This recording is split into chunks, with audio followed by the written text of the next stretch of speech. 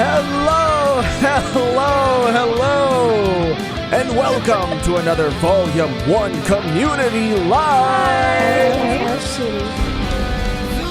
I was like, yeah, I waited a little bit longer frame. to come in, you know? How is everybody doing this wonderful Wednesday? Not to be confused with the Netflix and Tim Burton collaboration show Wednesday. I hope you guys weren't really confused about that. Not to be confused. Hello. Hi, how are you? Hi, how are you? How are you specifically? And you know who I'm talking to. Wow. I'm talking to one person right now. How are you? Do the same bit. Yeah. Today we have a super exciting community live planned. It has finally been announced, and not just announced, but a trailer to accompany the announcement of the Dandadan anime release. Let's fucking go! I was not expecting a trailer. I thought we were going to get like a promotional image for sure. I was like, okay, that would be fine. I was not expecting like a little trailer with some shots. Yeah. And some voices revealed.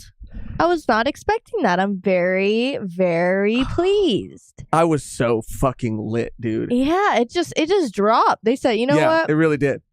And and it's just funny. Like I highly anticipate the hype train taken off. Yes. Just like it did for like Chainsaw Man. I feel like it's going to be the same amount of hype. Yes. Like 100%. I think that especially with like, it kind of happened with Hell's Paradise. I think it kind of wasn't as big as we anticipated it to be, like the hype for the show. But Dandadan's going to be on a whole other level. But yeah, we'll talk about. Yeah. We kind of talked about it on our recent Volume 1 Extra that's not out yet, but about like certain things, but I'm excited to talk about it. Yeah, and we're going to touch on all of that today too. Like Mehgan was saying, I mean, I didn't expect to get everything that we got, and I do think that, the hype train is about to leave the freaking station, dude. I mean, it's already kind of started to leave the station, but it's coming all the way out of the freaking station. Choo-choo, bitch, we're going all the way. I'm so glad Mappa, can I say this? I'm so glad Mappa didn't get it.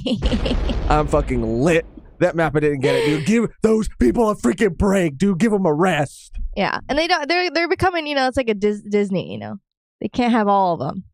They can't, dude. I mean, they can't have every single one. They can't have every W. No, dude. It had AOT, Chainsaw Man, JJK, Hell's Paradise, dude. I mean, leave some scraps for other people, and I'm just starting to worry about the quality of the shows that they already have because they're doing too damn much. Give the animators a break, dude. Give them a break. Just killing some time. I was looking for my other sound. Jesus. We have a member comment, the first member comment of today's stream. Let's fucking go. From Physical Brute, 13 months. Oh my God, 13 months. What a celebration. Let's go. And Dandadan or Dandadan. We just stay calling it Dandadan, dude. I know it's probably Dandadan, but whatever. It's what we've called it since the very beginning, and it's just kind of stuck. Love you guys. Gotta catch the live later. Yeah, even if it's even if it's insane wrong. Thing to say. Even if it's completely wrong, we're gonna keep saying it because we've always said it this way. Yeah. Kind of like backwards thinking, Josh. Well, I mean, that doesn't apply to everything. I think it applies to everything. That kind of thinking doesn't work for every situation, but I mean, it works in this specific situation. We're not hurting anybody by calling it Dandadan. You would be surprised, and you will be surprised. You know what I kind of feel about?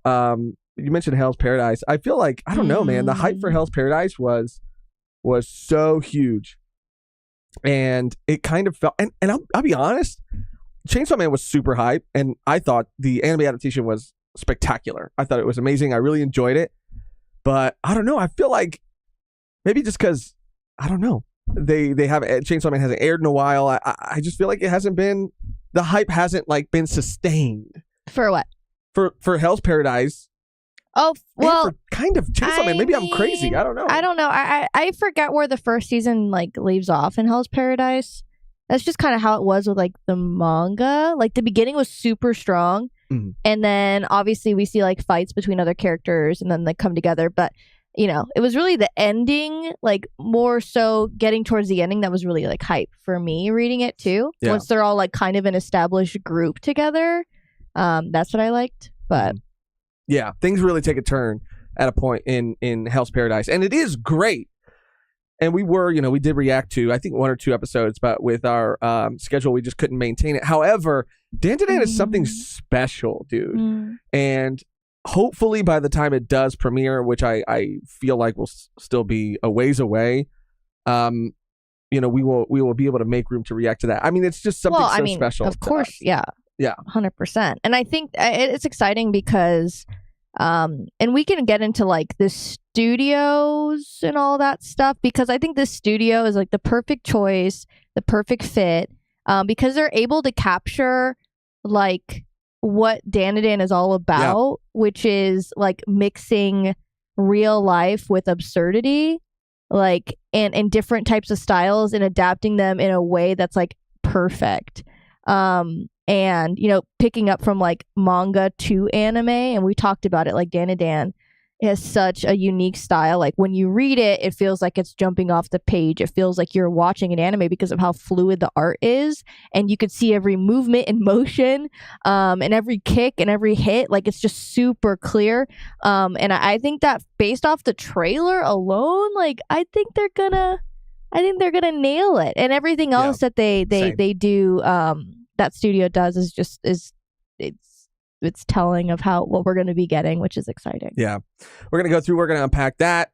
We're going to talk about some other stuff too. We're going to touch on some Egghead stuff. No spoilers though. Just want to talk a little bit more about the anime trailer that came out. That'll be a little bit later. Like I said, in our One Piece streams, that's when we go kind of all out and have that full spoiler talk. But here, assuming that if you're interested in One Piece, then hopefully you're at least caught up to the anime. We won't be giving like super plot specific details away, but there are some things like with the character designs that it's kind of crazy that I don't think I noticed the first time I really looked at the poster and the trailer, which we watched in our last One Piece stream. And as we were kind of looking at it more, I mean, it still looks amazing and incredible. And I'm still like lit off my ass, but just some things that I didn't really notice, and I want to kind of talk about and see just how everybody else is feeling. Oh, and also, you guys, we have 3 cameras. We do. Isn't that insane? Isn't that crazy? We forgot to mention that. Let's go. What do you guys think? Too much? Is it too much? Not enough. Is it too much? Just to keep it more visually interesting. I mean, we have interesting. And Josh, you have to be careful because the table. Yeah, you're the master. I am the master. You're like slamming. You're like, careful, don't move the table too much. And I'm like over here. I'm like, yeah. And you're like, dong, dong, dong, dong. It's gonna take some getting used to, because we have these like things that attach to the table so that we can have this 3 camera set up like more easily accessible, I guess. And it's gonna take some getting used to. So yeah, when we move the table, the cameras move. But I'm trying. Okay, bear with me. You can't move your hands on the table at all. Yeah. But yeah, we did it. Anyways. I also wanted to talk about really quickly at the top here the poll that we just released on our second channel, Volume 1 Extra. I saw Gus Zane in the chat right now saying so about that poll, code GIAS, right? If you haven't voted yet, go vote. Or we're going to keep it open for a day, like a full 24 hours. Like a full 24 hours. Let me, and just in case you don't know, I don't know how many people, there might be some people who don't know. Let me pull up the link, and I'll spam the link to our second channel. Let me see, Volume 1 Plus. And we just finished Gurren Lagann reacting to the entire series. We did Neon before that. And so now that we're done, we're looking for another series. We already kind of like reached out on our community tab on that channel. Let me paste the link here. Here's the link. We already posted something about it, and we had some people recommend some things. A lot of things too. I just want to say, again, if anybody, I don't want anybody to feel bad about not their recommendation, not making it to the final poll, but mostly that's because we've already seen it. Either we've both already seen that series, or one of us has seen that series. There was only like, I think, 1 or 2 other series that we weren't able to include because we were only able to include 4. But yes, So, I mean, we've been having so much fun on Volume 1 Plus because we react to series that aren't as, like, the reactions don't need to be as immediate. So we can kind of take our time with it, go through a whole series, enjoy it, keep it a little bit separate from everything else we do. And it's just been a whole lot of fun. So if you're interested and not subscribe to that channel and vote on the poll on that community tab. Yeah, Beautiful Lie said Volume 1 is a mecha anime reaction now. And I just want to say a Beautiful Lie. I mean, I've never watched Code Geass and Josh hasn't either. So, like, we're like, that I guess people have been recommending it to us.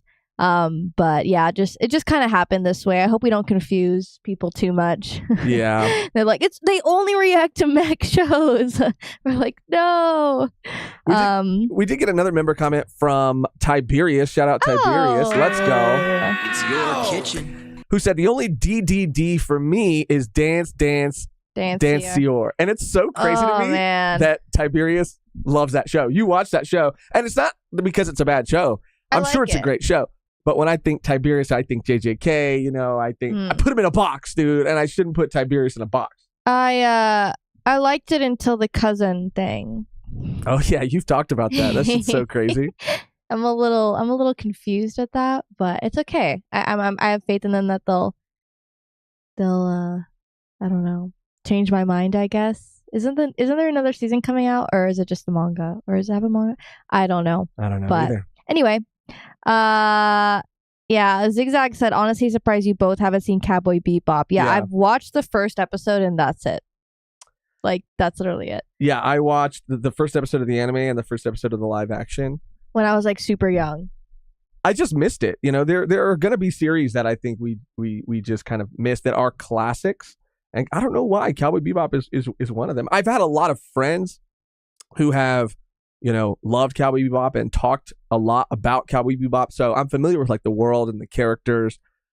Yeah, I know. I could point them out. If I'm like, oh, that's a Cowboy Bebop character. That's Spike Spiegel, Yeah, because they're... I forget the other people's names. I know the character's name. I know the main character's name. I know the purple hair girl. I know the corgi situation. And you guys, the poll isn't done yet. So if you haven't voted, go vote. It's going to be open for 24 hours. We're not making a decision until then. Yeah, Miles is saying Vinland didn't win. Miles, spam it. Get your friends and family in on it, dude. Rig the polls, rig the vote. And we got a donation from Beans. Shout out Beans. Zaru. Thank you. Love Beans. Dandadan is my number 2. Thank you guys so much for putting me on. Currently drawing y'all. Oh, I'm so sorry. I always forget. I'm so sorry. Because you have it on your laptop too, so I forget.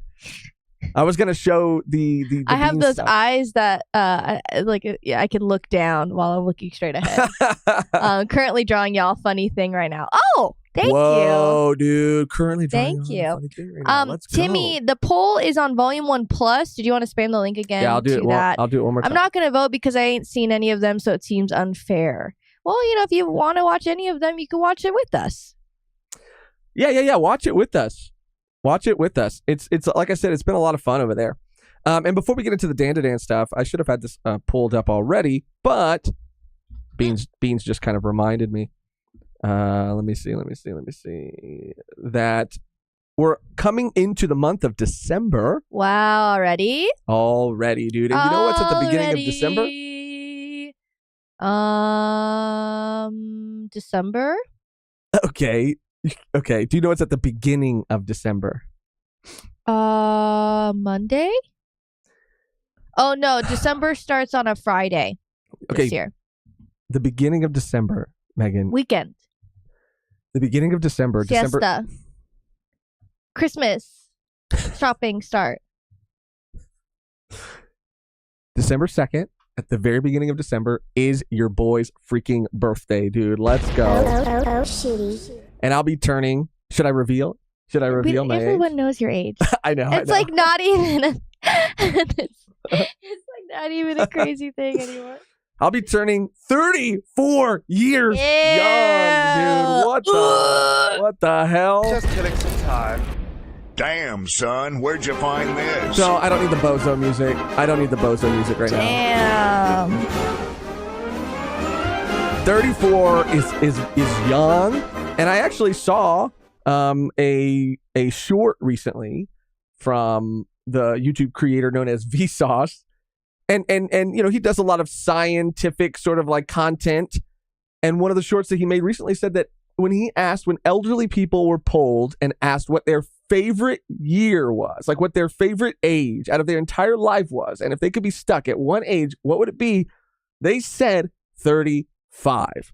So You have one more year. a year away from The best time of your life. the best time of my life. Oh, anyway.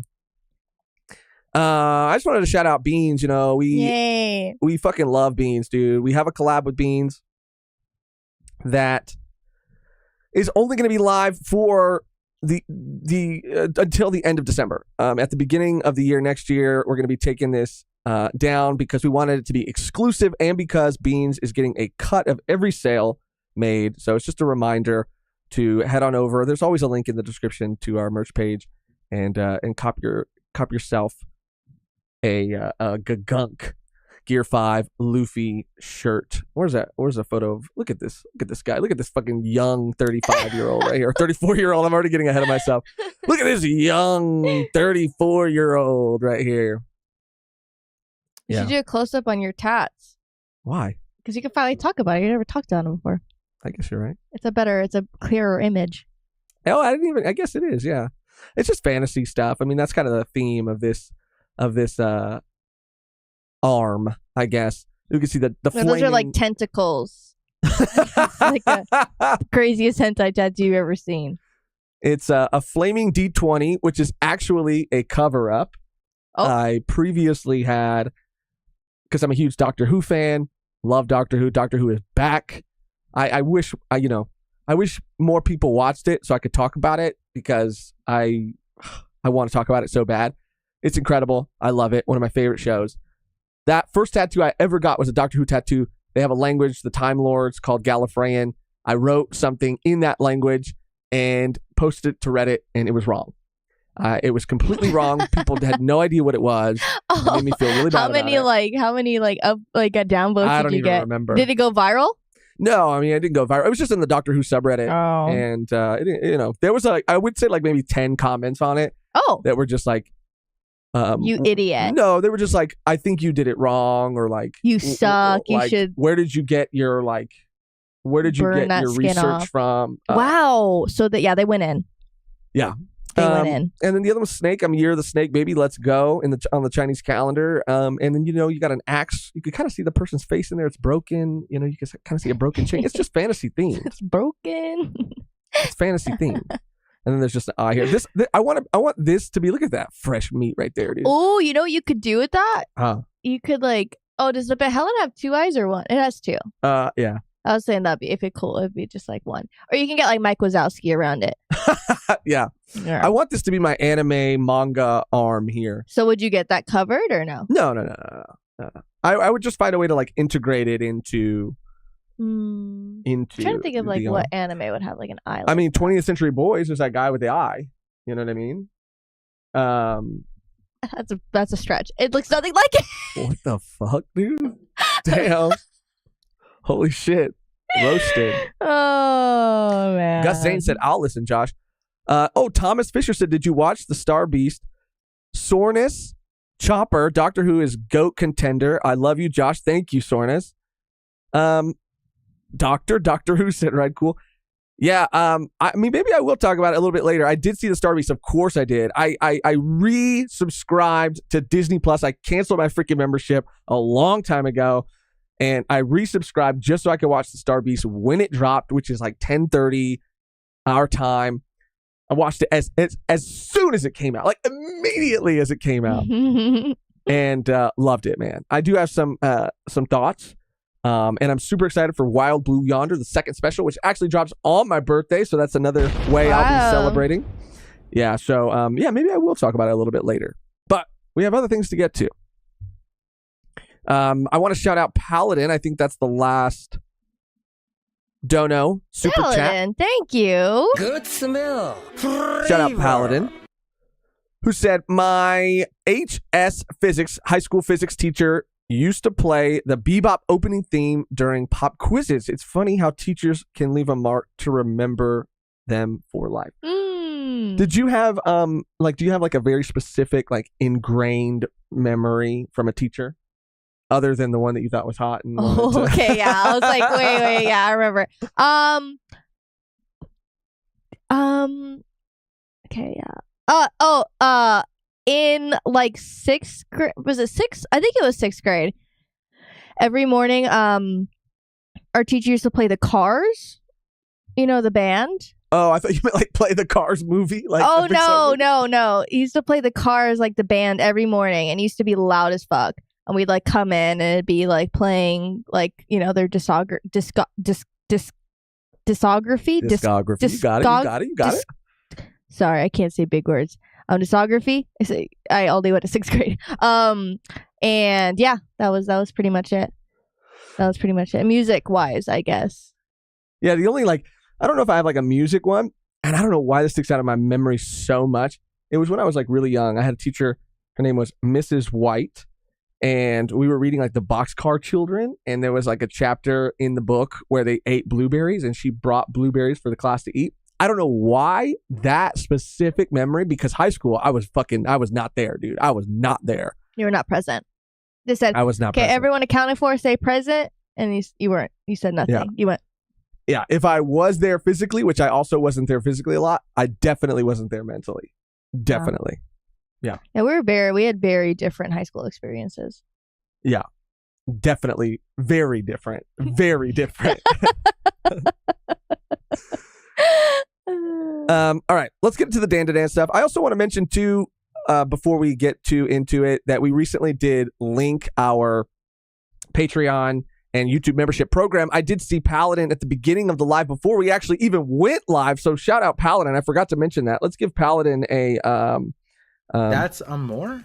What can I say? He's an awesome guy. a couple sounds just for him. He gifted a pretty good amount of memberships. So shout out to Paladin and welcome Paladin, to everybody who recently became a member because of that. It's took us so long, and I'm so sorry it's taking so long, but we recently linked our YouTube membership account, like that program, and then the Patreon program to our Discord. So now you automatically, once you even are gifted a membership, you should automatically have access to the Patreon section of our Discord. And now that we have that linked, obviously, we'll be more active in that chat. I was trying because Patreon just released a function where they kind of have their own chat like integrated into the platform. But I mean, I just, it's tricky because we do have YouTube memberships and Patreon memberships. I feel like it kind of like, if we're talking to the people in the Patreon chat, we're talking to only them and kind of excluding the YouTube members. So that's why it's nice to have the Discord where it could be like everybody from both places. But I'm sure there were a lot of people who were confused. Yeah, a lot of people. I think it was like we invited 90 people or something and 80 of them left. Yeah, dude, it was crazy. Because I don't know if anybody had this experience, they're but like, okay. Yeah, if you're a Patreon member and you had your Discord account like linked to your Patreon account, then it automatically joins you. I didn't know that was going to happen. So yeah, everybody got randomly joined, and then so many people were like, yeah, I'm out. I didn't ask for this. Ooh, Tunnel Vision said, Josh, you know damn well that's Eren Yeager's arm. Oh, it is. You do the little marks. Oh yeah, it kind of has them already. Oh yeah, it kind of does. Honestly, that for a little bit it took me back. Like I was like, I felt the hype of Attack on Titan again, and it was something that I didn't realize I missed so much. Same, dude. And it really did like warm my heart. It was sad, obviously, but I was like, oh my god, I remember. It made me like nostalgic of like the love I used to like carry for it. Not that I don't like it now or like love it now because it's an amazing series, but yeah, it's like if I were to go it all over again. It's like if I was going to go into like My Hero again, it would feel like so surreal because there was a time in my life. I loved My Hero. When that shit came out, everyone was fucking losing their minds. Yeah, I remember that too. It was like Demon Slayer. For a moment, yeah. It feels like Demon Slayer was able to again sustain that hype. And I feel like a lot of people kind of fell, off. Yeah. When it comes to My Hero, but I wouldn't be opposed to like jumping back in. It's just like not where to start, but like making the commitment to. Well, there's a couple panels again. that I've seen in the manga that I'm like, oh shit, like that's like pretty dark. And I wouldn't mind picking it up. I mean, yeah. I remember for in My Hero, I guess spoilers for My Hero, but My Hero, I think it was the fight with All Might, and who was it? Who was it in the last season? Or like, obviously, with All Might, you know what I'm talking about. Who is that? Do you remember? One for All. One for All. Yeah, his fight with him. Like I remember, I was like in high school, and all of my friends and like we were watching it at Nolan's house, and all of us were like so sad. We're like crying at the TV. We're like screaming. It was like sports. We're like, no. That was epic, dude. That Bro. was epic. And then nothing could compare, I think. Nothing could like. I'm looking for something in the Discord because I just saw Nat direct a comment towards you, and I don't know if you saw it. I'm sure you did, but I want to show it to everybody. It takes me. Oh, here it is. It takes me a second to find it. Did you not see this? So Nat, and shout out Nat, dude. Nat's fucking super talented. Wait.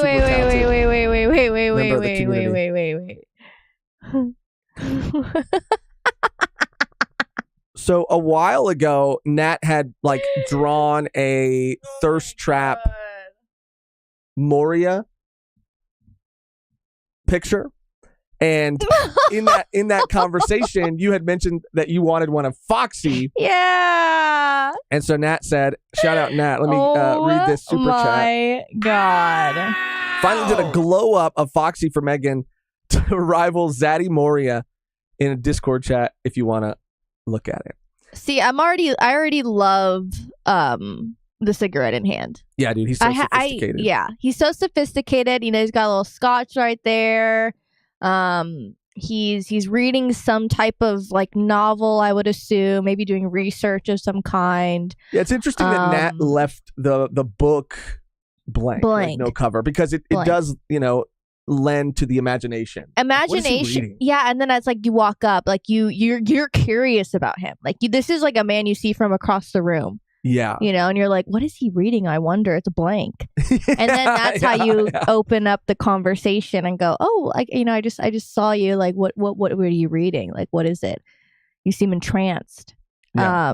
But if you had to guess though, like, what would you say he's reading? If you had to guess, is he reading like, because he's too sophisticated to be reading. I mean, it's like something posh. It would be some type of psychology book. Okay. Because like the Davy back fights do, like you have to play every game. You have to play mind games. You have to play, physical. So I would say that he's trying to get into the brain because obviously what happened with the Davy back fight that he played with the Straw Hats, that wasn't too good for him. So he's like, how can I improve? And he's that type of guy. If he messes up in life, something goes wrong, he goes, fuck. I don't know who to turn to, who to ask for help. He picks up a book and he gets it done himself. Yeah, I'm laughing because everybody in the chat is just roasting Foxy right now. Tiberius said bro's reading a coloring book. Luis said bro's reading Cross Guild Yowie. Zigzag said he's just staring at blank pages, trying to write his novel. That he hasn't started because he has no ideas. Bro, those Cross Guild Yowie pictures are fucking insane. Have you seen? You probably haven't seen any. You want to look up Cross Guild Yowie right now? Don't, bro. Don't. I swear. Why? Do you know what it is? I mean, I know what it. I mean, I can only imagine. I mean, I do. Okay, you're really gonna look it up? Okay, he's obviously not gonna show it. I mean, I can't show it. It's right? Too much. It's too much. It's probably not gonna even come up on Google, right? Everything comes up on Google. But I mean, like, if you want the good stuff, you know what I mean? How do you spell Yowie? I don't know how to spell Yowie. Okay, instead of laughing, help me. Yaoi. Yaoi. Let's see if that comes up. Let's see what we get right here, dude. I'm intrigued. You said Cross Guide Yowie. Oh, sorry. I can't I can't spell or. Okay, you have to type in One Piece. There it is. Oh. Okay, Like a lot this? of Shanks and Mihawk stuff. That's tame. That's nothing. Okay, hold on. That's give me a literally second. nothing. Before I. Yeah, see? Oh, here we go, dude. Here we That's go. not even that bad either. I've seen much worse. I'm trying. I've seen that good stuff is crazy.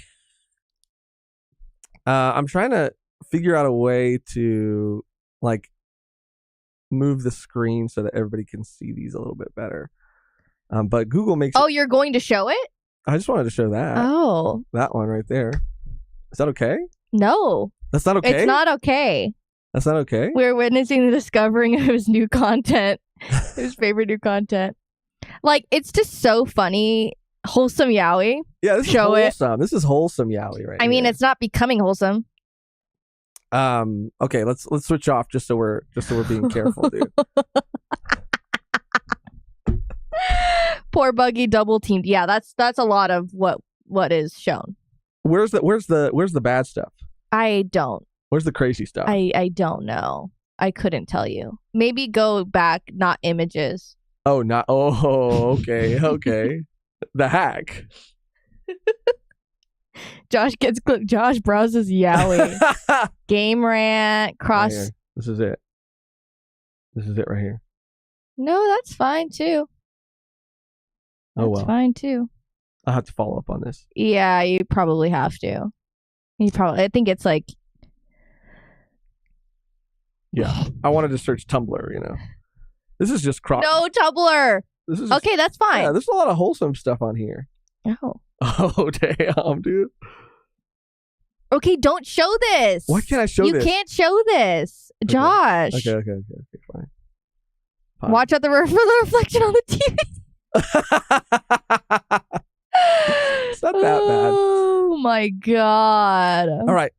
Anyways, guys, Paladin with the dono. Thank you so much, Paladin. Shout out, Let's Paladin. go. Damn, son, where'd you find this? How to get people to like you for dummies and Foxy. That's probably what he's reading. How to get people to like you. He's reading. He's not reading the game, but he's reading like what's that other book? It's about like power or some shit. It's called like something like yeah. It's like where you're trying to. It's like how to influence people or something. There's like a popular book, like how to influence people and make friends or something. Oh. Yeah. It's like that. It's like that Buggy TikTok. Which one? The one that you recorded. Oh yeah. All right. So we had Oh, let me do that. I'm sorry if I mispronounced your name. Dandadan Media. Did you guys talk about Dandadan yet? We were talking about it right this second. Sorry. Sorry. We got sidetracked with Cross Guild Yaoi. Yeah, we did. But I have this pulled up and we're going to go through it together. So, I mean, if there's anybody who is subscribed to this channel that still has not taken the time to read Dandadan, I mean, at this point, what do we say? I mean, I think you should still definitely read it because the manga and the art is so incredibly beautiful. And I think that it needs to be seen. As many people as possible need to read it. But if you're someone who would like to wait for the anime, I think that that's going to be a really safe bet too, because from what we've seen, it looks absolutely incredible. It's being produced. The studio is Science Saru. So let me pull this up here. Science Saru is the studio that is producing the series, and I did not know, but apparently they did Scott Pilgrim Takes Off. Sick. Which is a series that we still haven't seen. This looks like that scene from freaking Neon right here, dude. This hand. Yeah. Oh God, you The love that hand right scene. My favorite scene. Ew. I'm trying to zoom in a little bit more so people can see, because I think the chat is kind of in the way. I don't know. It's just a person looking at a hand, dude, and we all know what that is. We all know. They did a lot of the stuff I haven't seen, but the stuff that I have seen from them, like Keep Your Hands Off My Izukin, they did, which was absolutely beautiful. Ride Your Wave, they did Ride Your Wave, an incredible movie. There you are, out on the water. I can see your smiling face looking back at me. It's so good. Ride Your Wave was so lit, dude. And the third act, the finale of Ride Your Wave is insane. It's fucking dude. crazy. It's fucking wild. They did Devilman Crybaby, which I've seen, but I don't think you have seen. I've Mehgan. never seen it. I want to watch it. Beautiful, beautiful, beautiful. They did Ping Pong, the animation, which I fucking love, dude. This is another series Is that I that really the recommend. one in are there two versions? Or that's one in 2014? This is the only version. Really? 2014? Pretty sure, yeah. Pretty sure. People, I don't even really like sports anime like that. You know, Slam Dunk is cool, Haikyuu is cool. Blue Lock is sick, but this was so fucking good. Like Ping Pong, the animation was so fucking good, and it's by the same like creator that did Tekken Concrete or Artist, another series or movie that I really like. What's Food Chain? Food Chain is some Adventure Time thing. Yeah, I guess you know it looks like because there's Adventure Time's on this website again, and this is their website, their official website. I mean, they did some Shin-Chan stuff. Point is, after seeing the trailer, which we'll look at too, I was already excited. I mean, yeah. Didn't really know much about the studio. After looking more into like what else they've done, I am fucking hype. Was it Japan Sinks 2022? Is that what that was? Mm-hmm. Roland V Dub with a member comment. Thank you, Roland. Member for 14 months. Let's go, V1P. I started reading Dandadan a few months ago after watching your older review video. Shout out. Ow! That's fucking awesome. Thank you. I mean, yeah, I want to hop back into it so badly.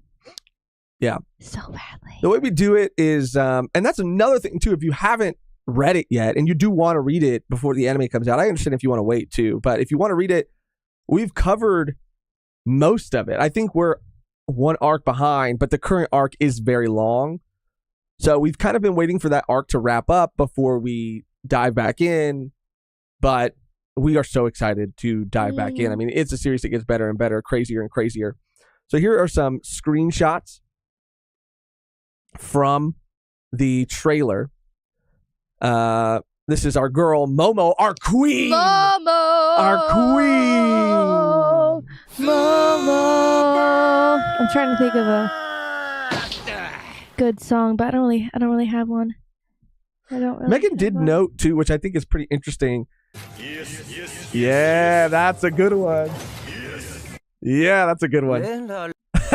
You're just trying to find. I'm trying to get back. You already nailed it. That's a good one. You kind of noticed that something about the style I really do like. First of all, I was so concerned, and I've been concerned. There was a part of me that even didn't know if Dandadan, because of how crazy it is, was going to get an anime adaptation. I knew because it was successful that it probably would, but there was a small part of me that thought maybe it won't. I knew it was going to be tricky and a feat to adapt, and I was worried that they weren't going to be able to capture the character designs because of how beautiful the art is. But I think it looks absolutely incredible. This shot of Momo here is also a panel from the manga.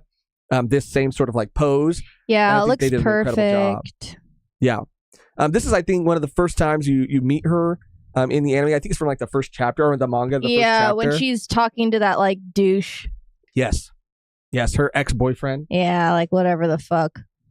But I love the choice here too, and it might change when it comes out, but you noted that there's not a lot of like shading. I mean, there's some very subtle shading in here, but I think it might also be because it's like daytime, the light is super bright. I mean, we've seen in the trailer, there is shading, but it looks good. I'm excited. It looks bright. It looks fun. Bright, yes. Just like Dandadan should be. Yes. And yeah, I'm super duper excited. I want the VAs already. We got to hear Turbo Granny at the end. We did. Someone said that it was Luffy.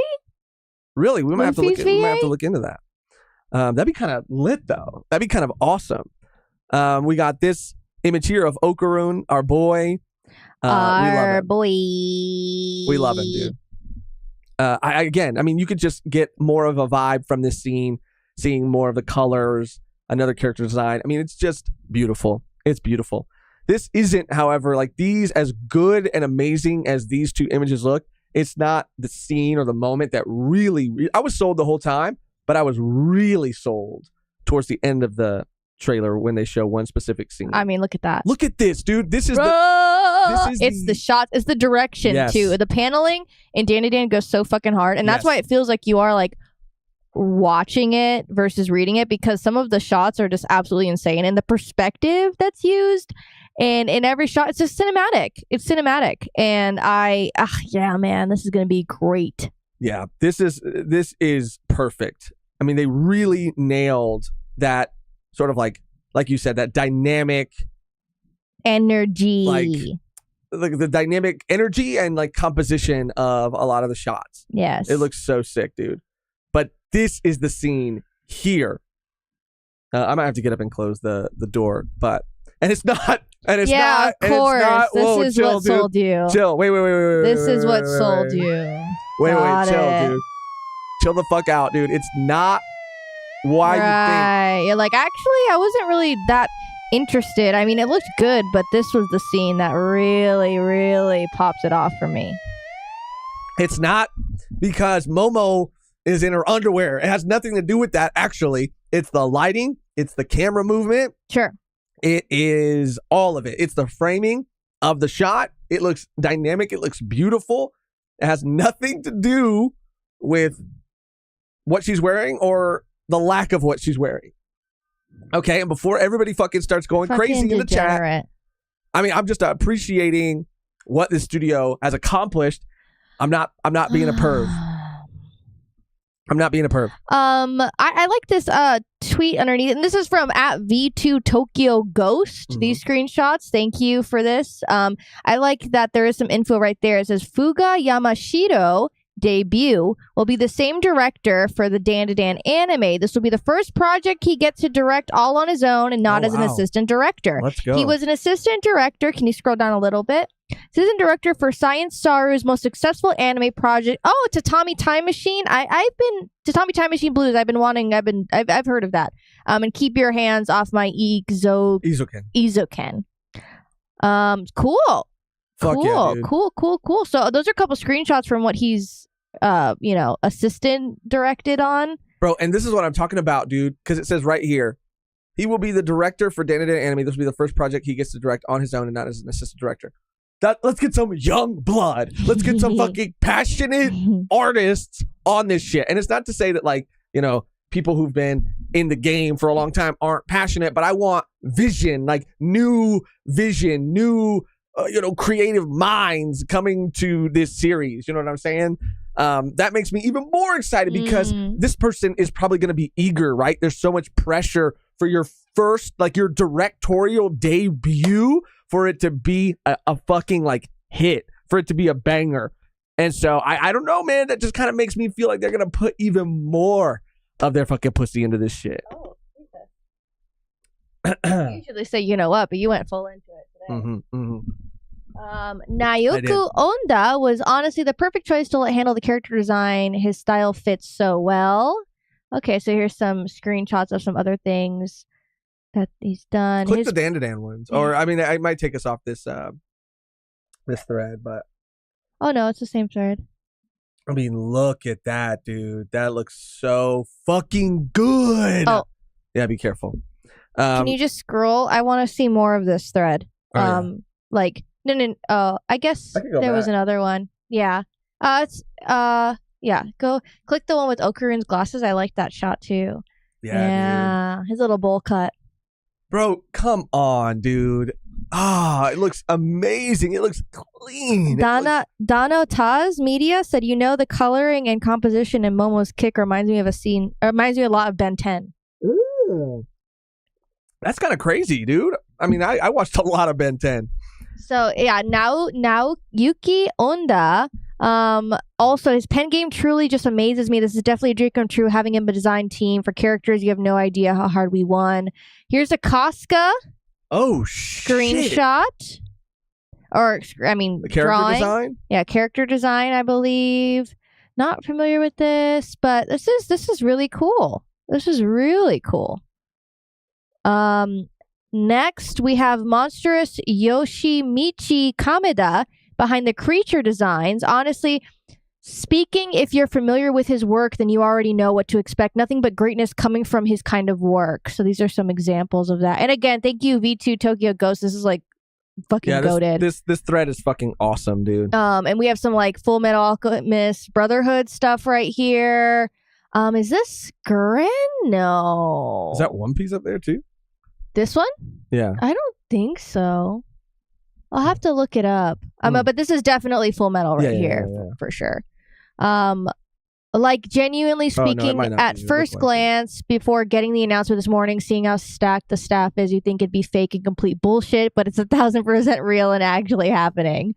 Awesome. And we do have the composer. We have all this information, which is super cool. Kensuke Ushio, literally God when it comes to composing music. So here's some things. Let me look up. I think they did the Devilman Crybaby OST. Let me just double check here. Give me 1 second. Let me kind of go back a little bit to some more of the Dandadan shots. Like, let me see.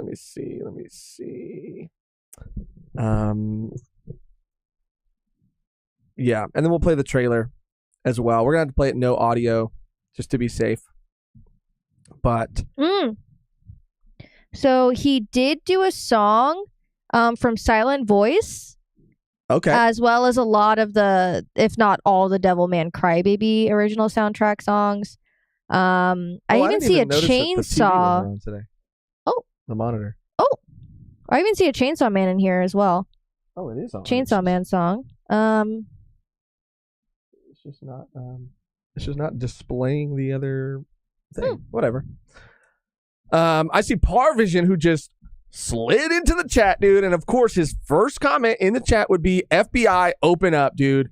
Have a little bit more faith, dude. Have a little bit more faith. Bro, Losh for real. Oh, he did a lot of songs from Chainsaw Man. Par, you're lucky, dude. You're lucky I didn't come out there episodes 1 through 3 to animate NYC, dude.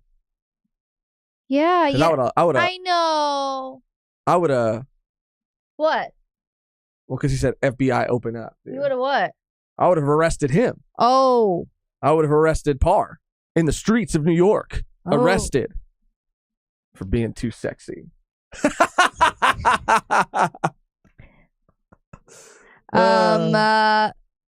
Konkero said Ushio did a lot, namely Chainsaw Man, Tengoku, and Devilman Crybaby. That's awesome, dude. This team is fucking stacked, bro. I really want to hear, what is this song? I really want to hear this. Par, you gotta read Dandadan if you haven't already. Which, if you have, then let us know if you have. But if you haven't, read it, dude. Your life will change. It's amazing. This is one of my favorite songs on the OST in Chainsaw Man. Can you hear it? Oh, that's the composer? Oh, that's awesome. That's a beautiful song. I love that song. Wow. So we have a comment in the chat from Enigma J. Sounds like Ligma a little bit. Enigma balls. Enigma balls. Sorry, Enigma J. I'm so sorry. That's not appropriate. You're rattling. You're like your energy today is like making me like, I don't know. It's Jesus Christ. It's not. It's usually you saying the crazy shit. Yeah. Shout out Enigma J. Science Saru was founded by Masaki Yuasa, one of the most talented directors in Japan. Before that, he made the movie Mind Game and the Tatami Galaxy, which Tatami Time Machine Blues is a sequel to. Oh, okay. Got it. Yeah, Par, just read it. Everyone's saying read it. Yeah, dude, read it. Because the art in the manga is so beautiful, and it's so fucking crazy, dude. It'll make you laugh, it'll make you cry, and it'll shock you at how absurd, but like, I don't know, like beautiful it all is. I would say it's like, I don't know. It's top 5 for me. It's top 5 for me. Yeah. Yeah. I was waiting to see if they were done gardening outside. Kev's in here. Shout out Kev. Kev. Let's give Kev a little something something. Kev was out there too. I saw him out there. I saw him out there. Anime NYC. And can I say this too? Actually, let me address you directly. I saw Par. He was holding court out there. In a little video. Talking to everybody. I saw Kev. Cole was there too. Not a single freaking cosplay to be seen. And that upsets you. What was that about, dude? What was that about? Not a single cosplay. I'm looking at Kev. I'm looking at Par. I don't think I saw Cole, but he was tagged in it, so I think he was there somewhere. Not a cosplay in sight. You had, your wife worked so hard to put together an incredible Shaka cosplay. Yet for some reason, you were out there looking like Theo Jinbei from Egghead in your Hawaiian shirt. That's crazy. That's crazy. Par out there looking like Theo Jinbei. Damn. Maybe that's who he was cosplaying. Damn, I don't know. Oh, maybe. Yeah. Maybe. But Kev said, let's see, let's go back up. Not able to send a redirect link, but I can. What did he say? Because I will gush. Kev's on it. Kev is on team Dandadan, whatever. He's on it, and we love him for it, dude. He's on the train of Dandadan. He's a real one. He's a real one for that. Mara said the Acro Silky arc made me bawl. Yeah. Beautiful. It was so beautiful. Oh, so good. So good. Yeah, man. Bryce said Dandadan is top 3 for me with One Piece and Chainsaw Man. Let's go. My Dandadan. Let's see. Okay, let's just look at the trailer really quick. Like I said, we're not going to be able to play it. Maybe even not all the way through. We just want to be better safe than sorry because, we've gotten a whole stream striked or, blocked or whatever for showing stuff. So we'll keep it small. We'll keep it muted and we'll just look at it bit by bit. And then I want to look up the voice actor of Turbo Granny. I don't know if that's revealed. Let me double check. Okay. Maybe we can listen to it right now. And we got Par and we got Kev in the chat too, and everybody else who would know Luffy's voice actress. Yeah, it's not revealed yet. So. Okay, so we're gonna listen to it. I'm gonna need all the experts. Okay, we're gonna listen to Turbo Granny speak at the end, and we're gonna see if it sounds like Luffy's voice actor. Oh shit! Let me mute it. Fuck. Oh my god, dude. It's gonna be so good, dude. Oh my god.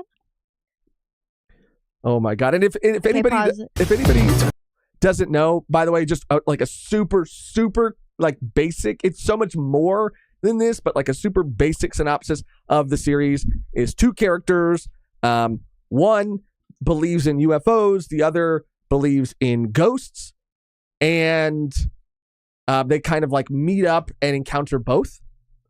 That's a very basic and fast way to describe it. I'm gonna wait for Mehgan to get back. She left. She snuck away. Mehgan said, okay, so we have Bashan Plummer saying it's Luffy's VA, LOL. I'll take your word for it. Luffy. Mehgan is kind of Luffy. She doesn't laugh like Luffy. Mehgan was looking it up and there was like a question mark beside the characters. So I don't know if it's been confirmed, but maybe you have intel information. Maybe it was announced somewhere else and we just didn't see it. But I'll take your word for it. But just in case, is it Mayumi Tanaka only voicing Luffy? Didn't she like retire? See? I don't know. Josh, letting you know, if you're down to ramble about the trailer, I'm game, dude. Bro, we will. I'm down. I'm down to bring Kev in. Anytime. Let me see real quick. Give me a second, and let me see if I can do something real quick. Mehgan, if you want to keep the people company, I'm going to see if we can try to bring Kev on. Hold on. Give me a sec. I have the hiccups. Oh my gosh. Parvision said, check your Discord DMs. Oh, brother, dude. For what? When Par tells me to check my Discord DMs, it's never a good thing. He's yelling at you. Yeah. He's mad. He's mad. That's so funny. Just kidding. Let me see. Just kidding. Actually, never see. No, I mean, never mind. Actually, never mind. And also I see here on the staff as well. He did cosplay. Oh, he did? Oh! Par, is it okay to show the one of your baby? Is that okay? I don't want to freaking dox your child.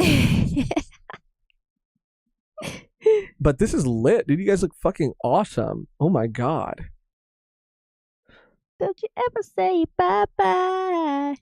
100% he sent you FBI bait. Par is in the DMs reading Dandadan. Whoa, that's so cool, dude. That's so cool. Okay, so you guys did cosplay. We have confirmation. Damn, he said, shut up, Josh. We do have confirmation. You don't know anything. You weren't even there. How would you know? That's what he said. I'm sorry. He said, be quiet. I'm so sorry that I doubted you. Enough. I apologize. I'm not too prideful to admit when I'm wrong and apologize. Damn. All right, give me 1 second. I'm trying to get Kevin. Hold on. Also on the staff. Oh, sorry. Oh, it's on the main camera. Yeah. Seiko Hiroshi, which is the script and series. He's involved with the script and the composition, which is cool. He's done episodes of Attack on Titan season 1, season 2, JJK, Attack on Titan season 3, Mob Psycho, final season, Kill la Kill, Darling in the Franxx, Gurren, Mob Psycho season 2, Kakiguri, Vinland Saga, Chainsaw Man, Seraph of the End. Yeah, a lot of shit. Zom 100. Oh, Zom 100 comes back this month. Let's go. Oh my god, I can't wait. Parvision said he responded in the DM as well. Oh, okay. Japanese viewers confirmed it was Luffy's VA. Really? Who did? That's insane. It definitely sounds a lot like Mayumi being said. Okay, we'll listen to it right now. Hold on. He's hacking into the mainframe. I'm hacking into the mainframe. Hold on. She's voicing him in the upcoming Dragon Ball anime. Oh, okay. Then yeah, I mean, it could definitely be her. That's crazy. And that's crazy. Kev, I sent you a link right now. Hopefully you'll be able to access that link. If it gives you any trouble. J-Tastic said the Dandadan cast will be revealed at Jump Fest in December. So this December. Oh my gosh. Oh, fuck yeah, dude. I can't wait. I mean, I'm trying to think of headcanons of who would be a good choices, Yeah, for Okarun and Momo. Mm-hmm. I even pulled up I looked up potential, and they said potential someone already did their fan casting. And then let me see what Par said real quick. Let's see. Kev sent a GIF.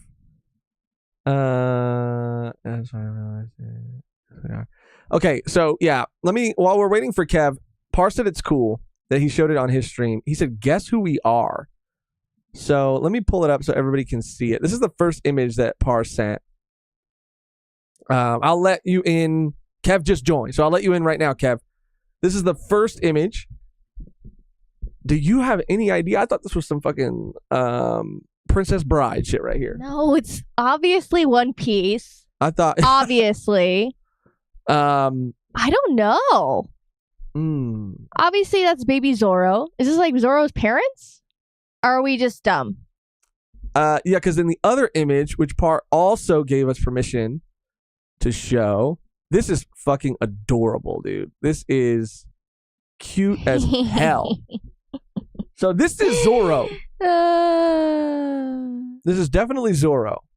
But who? Are you Zoro's parents? I mean... Par looks dashing, said Kev. He does. All right, let's see. Kev, can you hear us?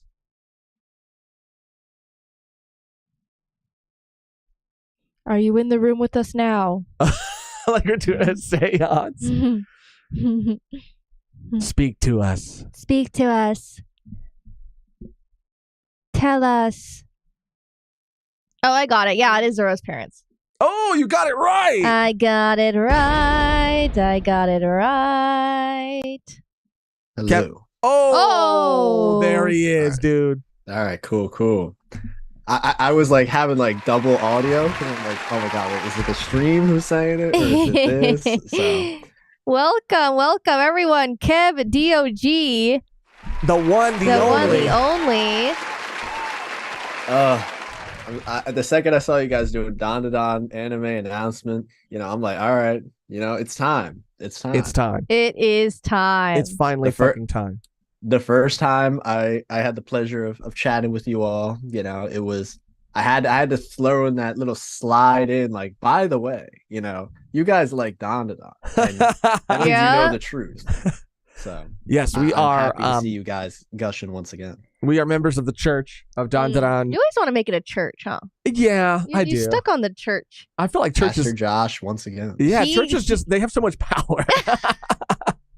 You know what I mean? They can evade taxes. That's what you like. That's what appeals. Indoctrinate them exactly. Into the series, exactly, dude. And it's like something about like a cult has a negative connotation, and for some people, churches have negative connotation too. But like, I feel like more generally, churches sound better than cults. You know what I mean? We could call it like a temple or something. Something different. Yeah, right. But yeah, we're how about like followers? Okay, we're followers of Dandadan. I'm definitely a preacher. I think I'm definitely like I've forced this onto like Randy, Hidden. They had streams where it was like, all right, guys, we're gonna try a new series, and then I would just flood the chat and be like, guys, please, you got to do this, trust me. And then they would get to that line in the that the granny says, you guys know the one, and then they would be like, hold up, what am I reading? What am I reading right now? Yeah, dude. The first volume, because on this channel, when we read Dandadan, we were just reading first volumes of manga. And it's a thing that we do on our channel. So when we read Dandadan, we were like, "This is the most complete first volume of like any manga that I've ever read." Yeah. Like it just felt like its own contained story, and you were so like I was so entranced, and I was like ready to see what this story had to offer, and it just went up and up and up and up, and it's never like I don't want to say fallen off, but it's never not interesting or not moving. It's such a great. It's great. It's so great. Yeah, I completely agree, and I'll be honest. I think this might have my favorite first chapter of anything ever. Like, I'm gonna be honest. Like it felt like so many things happened, but it all felt like it, and that. I'm not gonna say it, because it wasn't in the trailer. But that ending with Momo having that like realization, I got chills. Yeah, I really got chills. Oh, it's so good, dude. And the relationship between the two of them is so good too. And again, like I don't even know like if we'll get to certain characters in the first season. I know we'll get to a few of them, but I don't know if we'll get to like other characters that are introduced later. But like every new addition to this like group is so they're all great. Like they're all great. I love all of them. Do you have any intel, Kev? Have you heard anything about Mayumi Tanaka voicing Turbo Granny? I'm gonna be honest, this is a new one to me. I didn't put it together, but that would be amazing if that is the case. I would absolutely adore that, because when I was looking at the trailer, I was really focused on like, oh my god, the animation, specifically the direction, I thought was really, really great. Yeah. And I'm curious, what do you guys think about like the coloring, I guess, right now, like the style for like how the humans look, It looks perfect. I mean, I even in that shot that Josh loves so much. Okay. Well, I like it for different reasons. The lighting, it's amazing. I mean, when you're reading Dandadan, like it's like we talk about it, is so cinematic, and like you just feel like you're watching it and not reading it. So to see it like come to life like this, and to see like the uses of lighting, because that's so important to set like the mood, obviously, with these creepy situations happening. So I mean, I am so stoked. Like that first episode is gonna be such a banger. Yeah. Oh yeah. My god. I mean, I think about like the Kaiju number 8 sort of like situation when they revealed their character designs. I know a lot of people like weren't super stoked on like how a lot of them looked.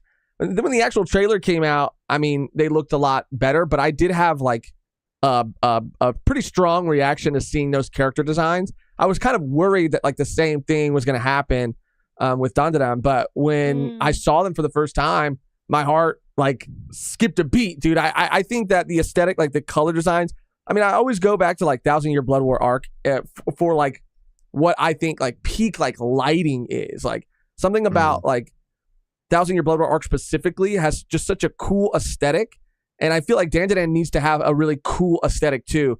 And if you look at the manga covers and how bright they are, and how, you know, just like I don't know, the art style is almost like maybe like not graffiti-esque. I don't know. There's something kind of like just like bright and like, I don't know, fresh about it that I feel like the anime really had to capture it, and I feel like it did from what I've seen. But how did you feel when you first saw it for the first time?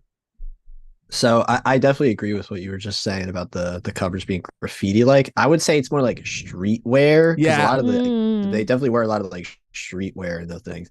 But I think the graffiti, you hit a good point there because of that scene, which I thought was by far the best scene in the trailer, of Momo kicking the alien, and how it like cut between the kick at the beginning of the chapter and the kick at the end of the chapter. I was like, oh, that was a chef's kiss moment. That was truly.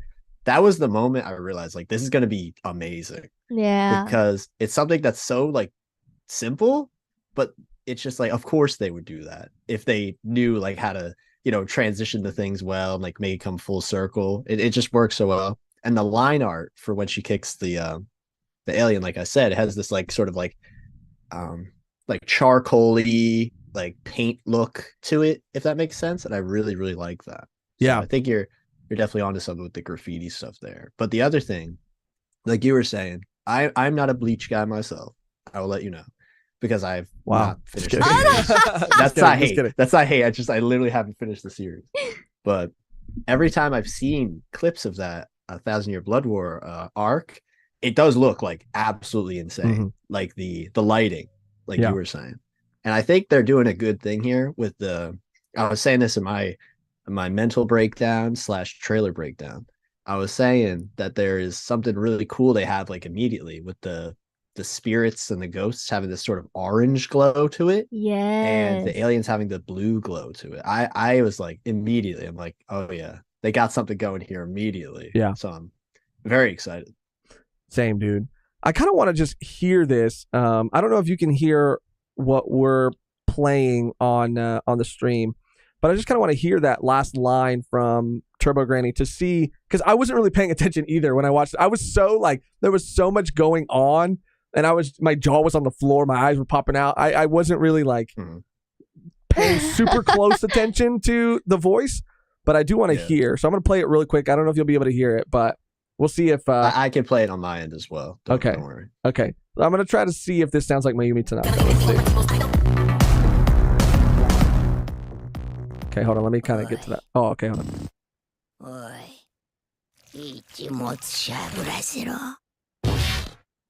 Does sound a lot like her. It does sound a lot like her. Let me just do it one more time. Bro, that like the eyes spinning around too is so perfect. That sounds a lot like her. It was the oi that got it for me. Yeah, Dandadan. Mehgan, you're spitting with the oi. The oi definitely was very similar. Yeah.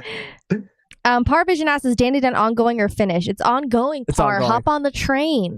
It's ongoing. We're at chapter 130, I think, or 131. We need to catch up so bad. 130. 130 came out 2 days ago. Yeah. Wow. And there was a break the week before, so I was fully expecting like, Okay, so something's up, right? Something's up. But I wasn't Something's expecting going this, on. obviously. No, I mean No. we were just talking about this shit came out of nowhere. It came from the sky. It did. Yeah. We heard like it was leaked that potentially it's going to be getting an anime, and I was like, okay, that's good news. That's sick. But I didn't expect to get Yeah. a full trailer like this. No. I was always so suspect of those leaks, though. Like, I swear Yeah. Dude, there were same. like 4 or 5 of them, and I'm just like, stop baiting me. Stop baiting me. I mean, Just there give was me a the trailer. big the biggest one I saw was Bones. Like people kept saying that Bones was going to be the studio that had already gotten it and that were already working on it and that it was going to be dropping soon, the announcement. But I just feel like for this series specifically, there were more leaks than I remember or feel like there have been for like any other series. Maybe that's just how excited everybody is or was for it to be announced. Yeah. But I definitely felt that. The algorithm was saying, like, look, we know you're interested in this, so you're going to keep hearing about it. Luis Segura said you guys can do the next arc, by the way. Is it completed? Is the last arc, has it wrapped up? Kev, do you have any insight? They're starting a new arc, yes. They are starting a new arc right now. And I'll let you know, that last arc was some sneak fiction. That's all I'm saying. Bro, we've been waiting. Ew. We've been waiting for this arc to wrap up because I just feel like it makes more sense to talk about a complete arc. So we haven't been able to and we don't like to read it until we record something so that it's like fresh in our minds. So we haven't even read this past arc. No. But holy shit, dude, we got to get on that ASAP. Oh, definitely. You don't understand the power of what you're missing. I know. Oh my god. I'm very curious. I'm seeing the stream with a bit of a delay, obviously. And Mehgan, what happened? It was him. Oh my god. He did this face thing where he was shaking. Yeah. That was Stop, not again. You'll see that. I did a close up for you. I hate Oh, it. okay, great. Oh my Great. god. That needs to be a gift, bro. It's ridiculous. We got a dono really quick from Conrad Corbel. Conrad, Conrad. Let's thank go. you. Damn, son. Where'd Josh you not paying find this? attention. That is because he was looking down at his soup. Bro, I don't even fuck with soup like that. Is that implying that you're old?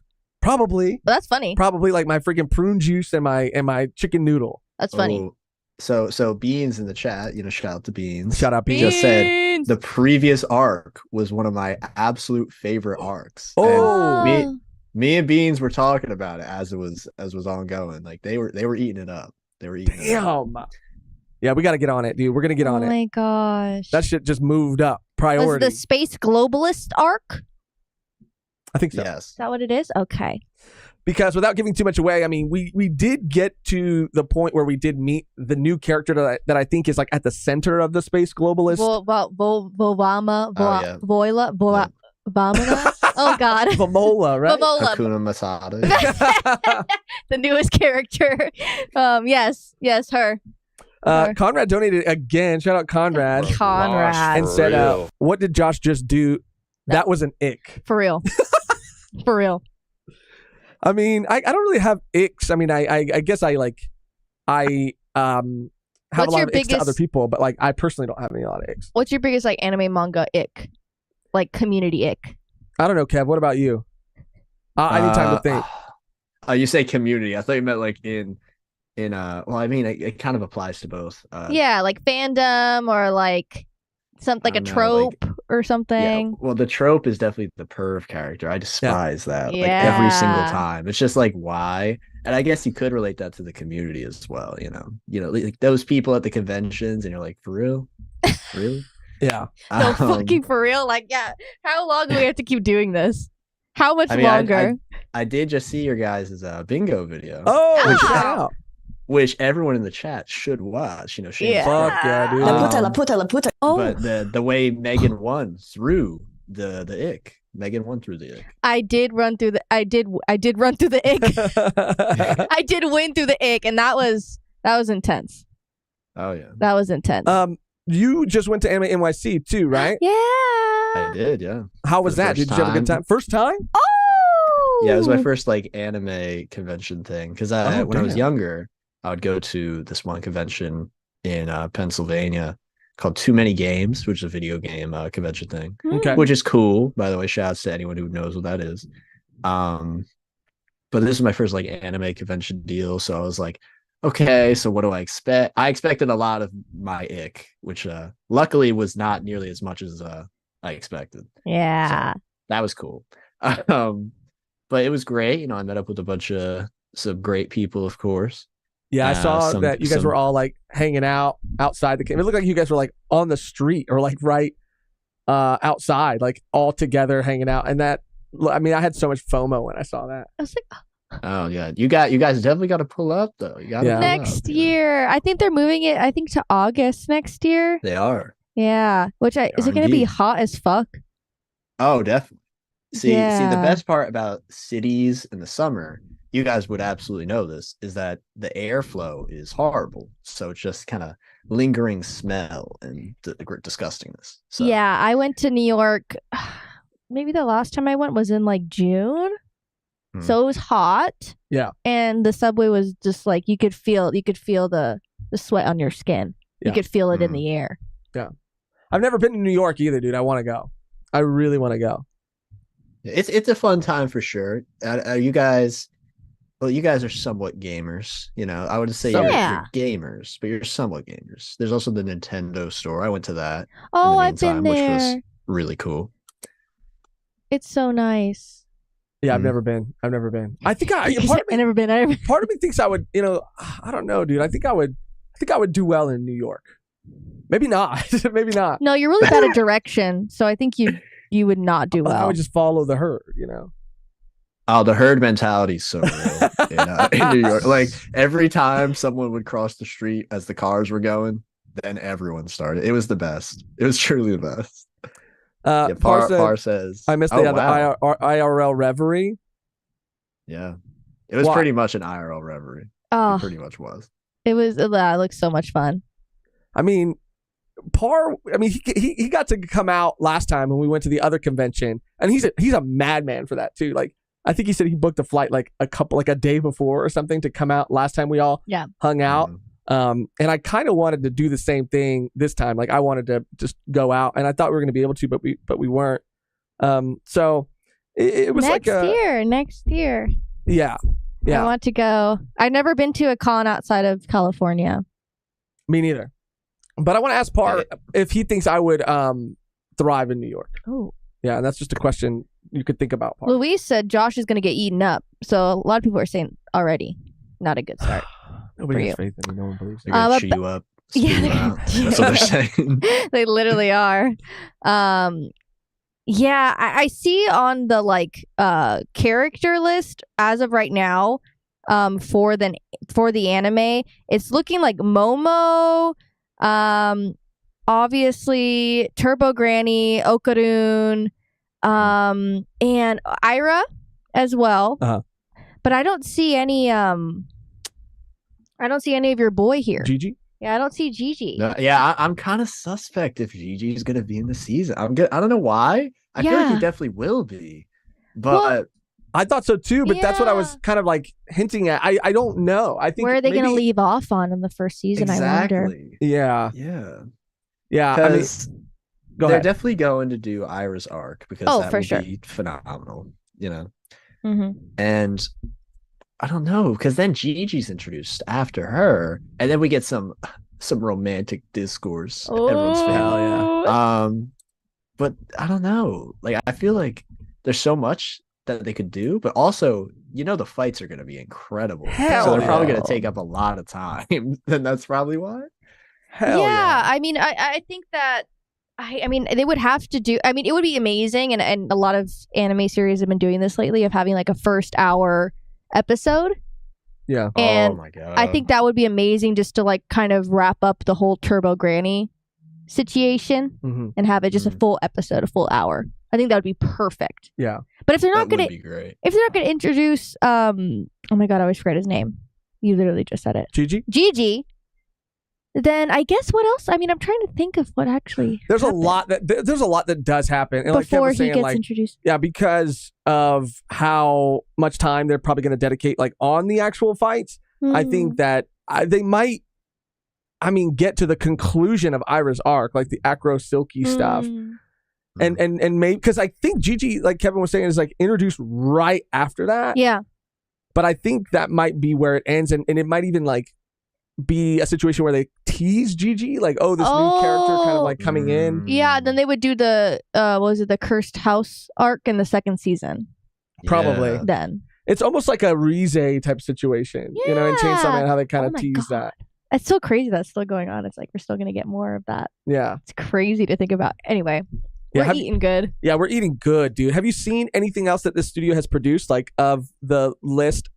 Let me see. I'll pull it up so you can see it again. But are you familiar with the studio at all? I was completely unfamiliar. I just heard they made that Scott Pilgrim show that came out like days ago. And that looks incredible, in my opinion. So that has me very excited.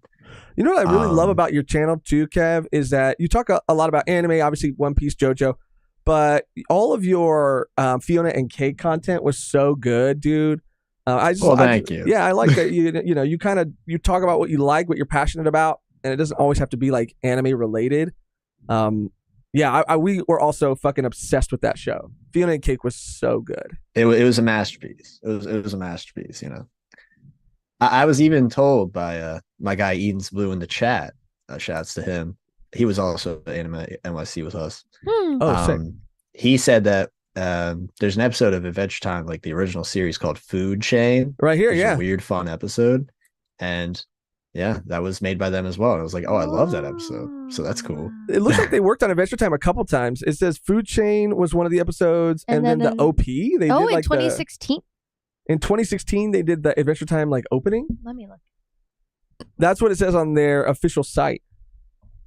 Oh wait, I actually do know this studio a lot. Actually, hold on, I didn't know they made all this stuff. Yeah. The one that was above the ping pong one, right? To the right was, oh my god, what is that show called? I literally saw like a movie. They made like a movie that looks just like that show, and it's just like, what? Because they have Ride Your Wave, which was a movie that kind of looks like the one that is on screen right now in the middle, kind of a similar art style there.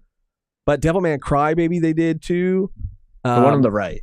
The one on the right there with this girl with like the barrette in her hair and the apple thing. Yeah. It was like a movie like this, and it was incredible. I think that might be it. I'm just not sure. I know there's other ones like that with that style. Yeah, I think that is that. If I'm going to think of Tatami Galaxy. I guess I could click English right here and see what happens. Yeah, that's it. The Tatami Galaxy. Oh, there's two. Yeah, right here. Oh, Night is Short. That's why I'm not sure which is which. That's what it is. Night is Short, Walk On Girl is the name of it. Yeah, that was it. Night is Short, Walk On. Night is Short. Incredible movie. Incredible movie. Really? So actually, you know what? I have a lot of faith in this studio. Now that I'm like thinking, looking at this list, I'm like, no. Oh, I saw that Lou over the wall. I wanted to actually see that. I think it's a movie. Looks cute. Spicy Kimchi, thank you for the dough. I mean, the podcast membership to Radik 001. You got it. I mean, you were just stammering. I was. Damn, that was crazy. I was hyping you up, dude. I was like, I'm gonna check this website out right now. Actually, it's .com/English. Yeah. I had it on the Japanese version for so long. Mehgan, I was hyping you up, dude. Mehgan. Oh, they made that one surfing movie I wanted to watch. That one was good, dude. It's called Ride Your Wave. It's good. It's pretty heartfelt. There's a lot of movies that I feel like they kind of follow like a similar structure where it is a lot about like romance, and I don't know. I just feel like Your Name. They kind of all fall under the same umbrella to me. But they're all beautiful, and I love them. And this is kind of like a romance movie, but it's really sad. It's pretty dark. It deals with like the loss of like a loved one. It's really good. I liked it a lot. I just saw surfing, so I'm like, I'll watch that. I usually try to do like, if anything somewhat tries to do it, but now you're like surfing, but with meaning behind it. That sounds great. And there is like a supernatural sort of element at play. It's really good. I recommend it. Yeah, I'll definitely check it out. So let me give you a horrendous story real quick. There's this show There's a show I watched in college. It was called Wave Let's Go Surfing. No Okay. joke, maybe the worst anime I've ever seen. Oh, it's It was horrible because I thought it was gonna be something like really deep and meaningful, like because I heard like, oh wait, this is kind of good. It's like finding your own passion and like stuff like that, I'm like, oh wow, I'm loving this. And then it just became complete utter garbage. Like, and I'm not a sports anime guy. Like I've never seen one before this show, so I don't know if that's like the trend. But I expected something and I got like not at all what I expected. So I mean, and it looked pretty good. Yeah, it looks good. It's probably just that like it first looks a little boring. That first episode hit really hard, and then it just like, I think it was like episode like 4 or something. You see that dude with like the white and black wetsuit? Yeah. He was like, I'm not gonna spoil Wave Let's Go Surfing. So people might get but it was such a fumble. Like I don't know, like I don't know how to describe it without spoiling it / ruining the fumble. Because it's like once you realize it, it's like, oh no. You're like, oh, okay, got it. It's so funny, dude. Just like, I don't know how many anime you think you are aware of and have seen, and then you come across something like this and you're like, damn, dude, they make so many anime that I've never fucking heard of. Like you know what the crazy thing is? Like I've seen Wave Let's Go Surfing in full, but I haven't seen like Naruto. Bro, but I've seen Wave Let's You Go just see it. Surfing. You have to see it through. I did. Like I genuinely was like, it has to get better again, right? It has to. I mean, so funny. That was me with school days. I was like forced against my will to myself to watch it. Like I sat down and it was just a journey, and I was like, what am I doing to myself right now? It's like a rite of passage. You know, It you really start it, gotta is. finish it. It really is. And I couldn't. I looked at myself in the like, I like turned off the TV and I could see myself in the reflection of the Black TV. Mirror, yeah. It was like it was a dark time for me. It was dark. I don't know if I have an anime series like that I like watched, even though it was like bad, but I was so like committed. They're like live action shows. Like, well, you didn't like Demon Slayer at first, but I stuck with it and then I liked it. Yeah. Even in season 1, it came around for me and I started to really enjoy it. But I don't know if I really like stuck with anything. The only thing that's comparable for me is like I stuck with a lot of the CW like superhero shows, like The Flash. Oh, and, I'm like, Arrow. so sorry, bro. I'm so sorry. They were Arrow was the first one, right? Yeah. So I'm not like a huge superhero guy, but when I was younger, I loved it. Like I was like, for example, Marvel vs. Capcom. That was like my favorite game of all time. Oh hell yeah! Stuff like that. I was a huge superhero guy. And of course, the Marvel movies were like amazing. Oh, like Avengers, yeah. You guys, know what's up. Exactly, that's time. And then Arrow, and I actually, this might be like my worst take ever. But do you know the show Gotham? Yes. Do you know that show? Yes. I actually really liked it when it was coming out. I like really, really liked it. And I know people might be like, bro, what? Why? But I don't know. I thought it was cool. Like I liked the Penguin being like a kind of like teenage dweeb who sucked and like stuff like that. It was just interesting.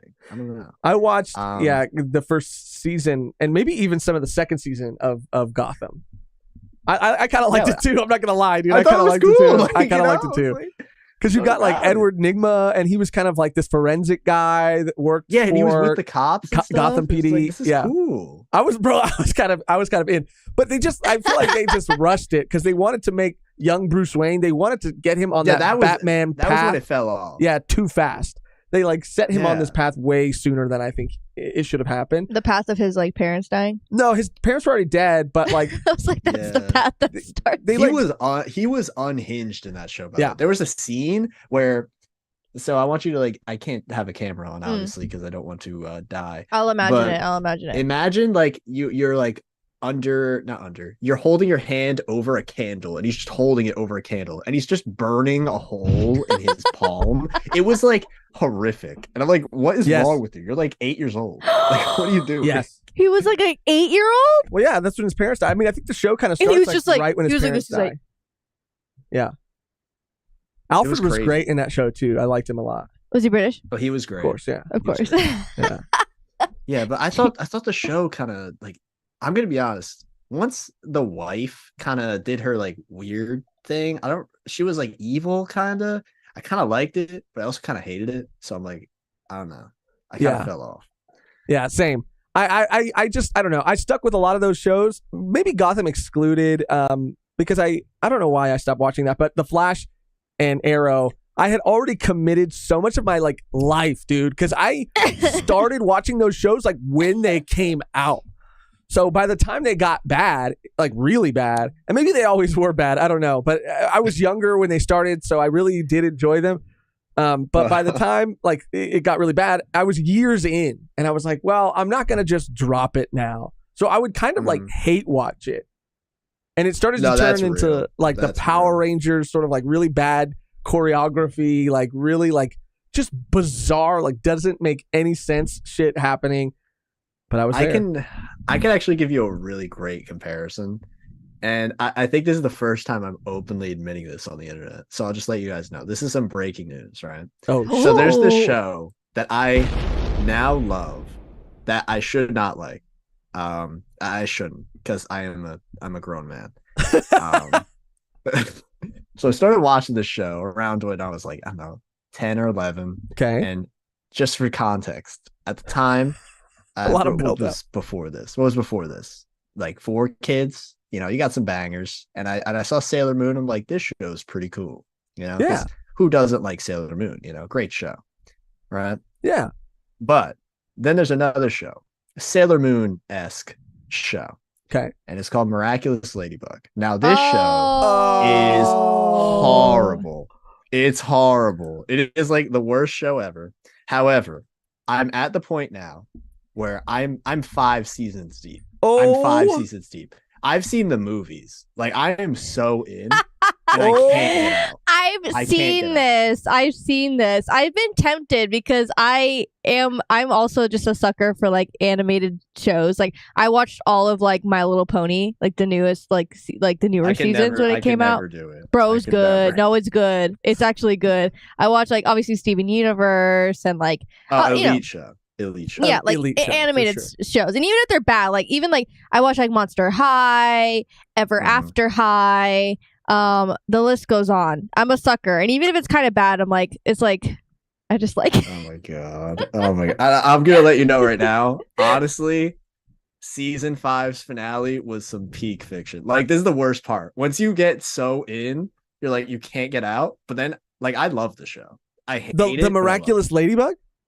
Yes, the show is unironically season 4 and 5, unironically pretty fire. Because so here's the best part of the show. I forgot to drop this massive thing. Okay. Right, seasons 1 to 3 were not written by like the same people, so they would just basically randomly submit drafts and like drop them with no plot coherence around each other. Okay. Seasons 4 and 5, they were like, wait, we're already this popular and it's like internationally successful for like forever. They're gonna make 12 seasons of this. No joke. They're literally on season 5. Oh my god. Yeah, it's like huge. And it's also a shipping train wreck. It is, and I love shipping. I love shipping. So that helped a lot. It's terrible. Like, that helped a lot. That helped me. That helped me a lot. Like, it's like it is hate watching sometimes, but sometimes you're like, wait, am I hate watching or am I watching? Yeah, that's how it was with like Riverdale. I was like, at what point do I need to turn this off? And I did it to myself. I was like, I can't do this anymore. I can't do this anymore. The 3rd serial killer plot line, were you like, is it just a me thing, or is this show like kind of good? I mean, I was in, dude, on like season 1 and like maybe season 2, but after that, I was out. I couldn't do it anymore. Speaking of shipping, though, dude. Yes, let's talk about this. I want to talk to you about this too. So we're gonna transition a little bit, if you don't mind, into the Egghead trailer. So I mean, that's totally fine. I don't want to like spoil any plot specific details, just because we usually save those for like our dedicated One Piece like streams and chapter reviews. But the trailer dropped. It looks amazing. Everyone's so excited. Love it's vibrant. It's fun. It's poppy. I heard that the people who did the Pokemon Sun and Moon anime are the people who are doing the Egghead anime. Whoa. And to me, that actually has me really excited because that like part of the Pokemon anime was really cartoony as well. And they focused more on the action versus like being like on model, if that makes sense. And I'm like, oh, that's a pretty good sign for, Gear 5 and like stuff like so that actually has me really excited. Yeah, I mean, once you say that does make sense because I mean, even looking at the poster, people are already laughing about like specifically Sanji and Zoro and how they look in it. I have another picture like pulled up that I'll show because me and Megan like didn't really notice it the first time we watched the trailer and saw the promotional like image, but then like as we continue to look at it, we're like, oh yeah, this does look kind of crazy, but it's not bad. Like we both love it and we're so excited for it. But speaking of shipping, curiouser and curiouser, Kev. It's not curiouser and curiouser. It's already fact and we know it. Okay, we're shown it again and again. Hold up. All right. No. Hold up. Now you got me really intrigued. And it's true. It's true. Like, I'm sorry. Like, people will, say you're crazy. You're insane. You've lost it. How can these factual pictures be real then? Mm-hmm. This is how can they be in front of me? How could they be tangible? Because it's real. Here's a screenshot from the Egghead trailer. It's real. And it's just curious that these two characters are always together. Frankie and Robin. I have a feeling, right? I don't see it yet on the screen, right? But I have a feeling. Yep. I have a feeling. You already know. Right? You already know it's Frankie and Robin. Oh, the best ship in One Piece. Yeah. Exactly. Oh my God. Like, this is his woman, like, oh my God. Literally the best ship in One Piece. Like, they don't understand. Look at him looking at her. Look at him. He's gunked right now. He's like, my girl? And it's like, Frankie, my eyes are up here. My eyes are up here, Frankie. You know what I mean? He's literally scoped. Yeah. Coincidence? I think not, dude. I need to bust out the red yarn and the cork board because the evidence is too damning at this point. There's already a Reddit thread. I gotta ask, right? So, I like I said, I think this is the best. Like, not like it's not a ship. Like, they're not actually together, but like they are though. They are. I think the Zoro Robin ship is horrible. I cannot stand that they're like Zoro needs a partner. It's like, bruh, like, let's be for real. If Zoro's getting with anyone, it's probably Hiyori, and even that ship isn't that good. No. Zoro and Robin are not it. No. They are not it. Frankie and Robin are it. Accept. That's it. That's it. That's period. It, bro. Like, I'm sorry. I know Otis has said that the Straw Hats don't have relationships like that, romantic relationships. They won't be revealed, right? He said that it won't be like a story point in the story. Exactly. It won't be revealed, but he's just doing it. He is planting the freaking seeds, dude, and he's getting more and more. The seeds were planted in Water 7. Yes. It was always there. Like, the fact that she's like, I don't deserve to exist. And then he said, it's not a crime to exist. Like, bro, the first time they ever met, they had some of the best dialogue in One Piece together. And then he saved her multiple times. Like, multiple times. And he doesn't even know who this is. They're the first people to meet in Sabaody. That's true. Exactly. That's true. Exactly. At the ship. Oh my God. It's and like that's the reason like they ship Usopp and Nami as well with the Sabaody stuff. And I think that ship's kind of okay. It's kind of to me, but like, it's okay. I think they're more besties. They give me more bestie exactly. vibes. They're besties. Exactly. Yeah. I'll be honest, dude. I don't really like any ship between the Straw Hats except for Frobin. Like, no. Every other one. Every other one just does not really make sense to me. Well, there's only so many. I mean, this is why I like the memes of Jinbei stealing Robin. I like the memes. They're only memes because Robin is so strong. That's the only reason the memes work. Strong and it's not only this photo, right? They're always paired together, even in cover pages. There's they're like seen together. They were wearing matching shirts. No one else is wearing matching shirts. The matching shirt shit was pretty damn. Bro. Matching shirts. The Corda Coliseum shirts. Yeah. Yes. Yeah. They look like a couple. Excuse me. And in cover pages, she's like touching him. Like she's like touching his face and like holding. I'm like, yeah. Come on, dude. Come on now. I'm just gonna send a picture real quick to you both on Discord. Just look at this and tell me you don't see anything. You don't see anything. Par said she literally grabbed his gondolas. I mean, that's true. Exactly. Too. Bro, That's look at them. true, Look at them. too. Look at them. Look at them. Look at them together. This is it right here. It's like Destiny. Bro, You know? come on, dude. Come See, on. Zosan. Now, Zosan is a ship no one wants to talk about because that's also true. That is also true. That is also true. Exactly. That's true. That's actually another one that is factual. Yeah. Everyone's like, no. And I'm like, but yeah.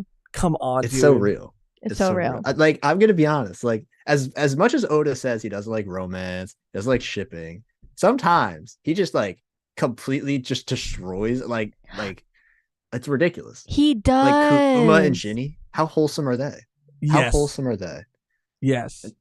And that's just a recent one. We know he's been doing this for a while, you know? Absolutely. He's insane. I mean, this is just another one for the books for Robin. Everybody, we got another one. It's a Got another W. one for my collection It's a massive for my W. evidence. It's good to know that Par also agrees. Yeah. With Robin. I wanted to show the character designs too, because as we were looking at it a little bit more, I like it. Like, I really do like it, but it is kind of jarring when you really look at it, because the character designs from Wano, like, they look so jacked. Like, all of them look so jacked. And cutting to Egghead, it looks like they're like a lot scrawnier and they're a lot younger almost too. They look very, again, like that cartoony feel. Yeah. Like they're like Sanji's arms are absolutely insane. He looks like he's made of rubber. Right. Yeah, So I was gonna say the like rubber hose art style. Yeah. Yes. The character designs. yes. Mhm. But I mean, I like it. Like, I mean, the picture that I have on screen right now is Wano Sanji and Egghead Sanji. And again, he looks like a kid compared to the previous version of him. Yeah.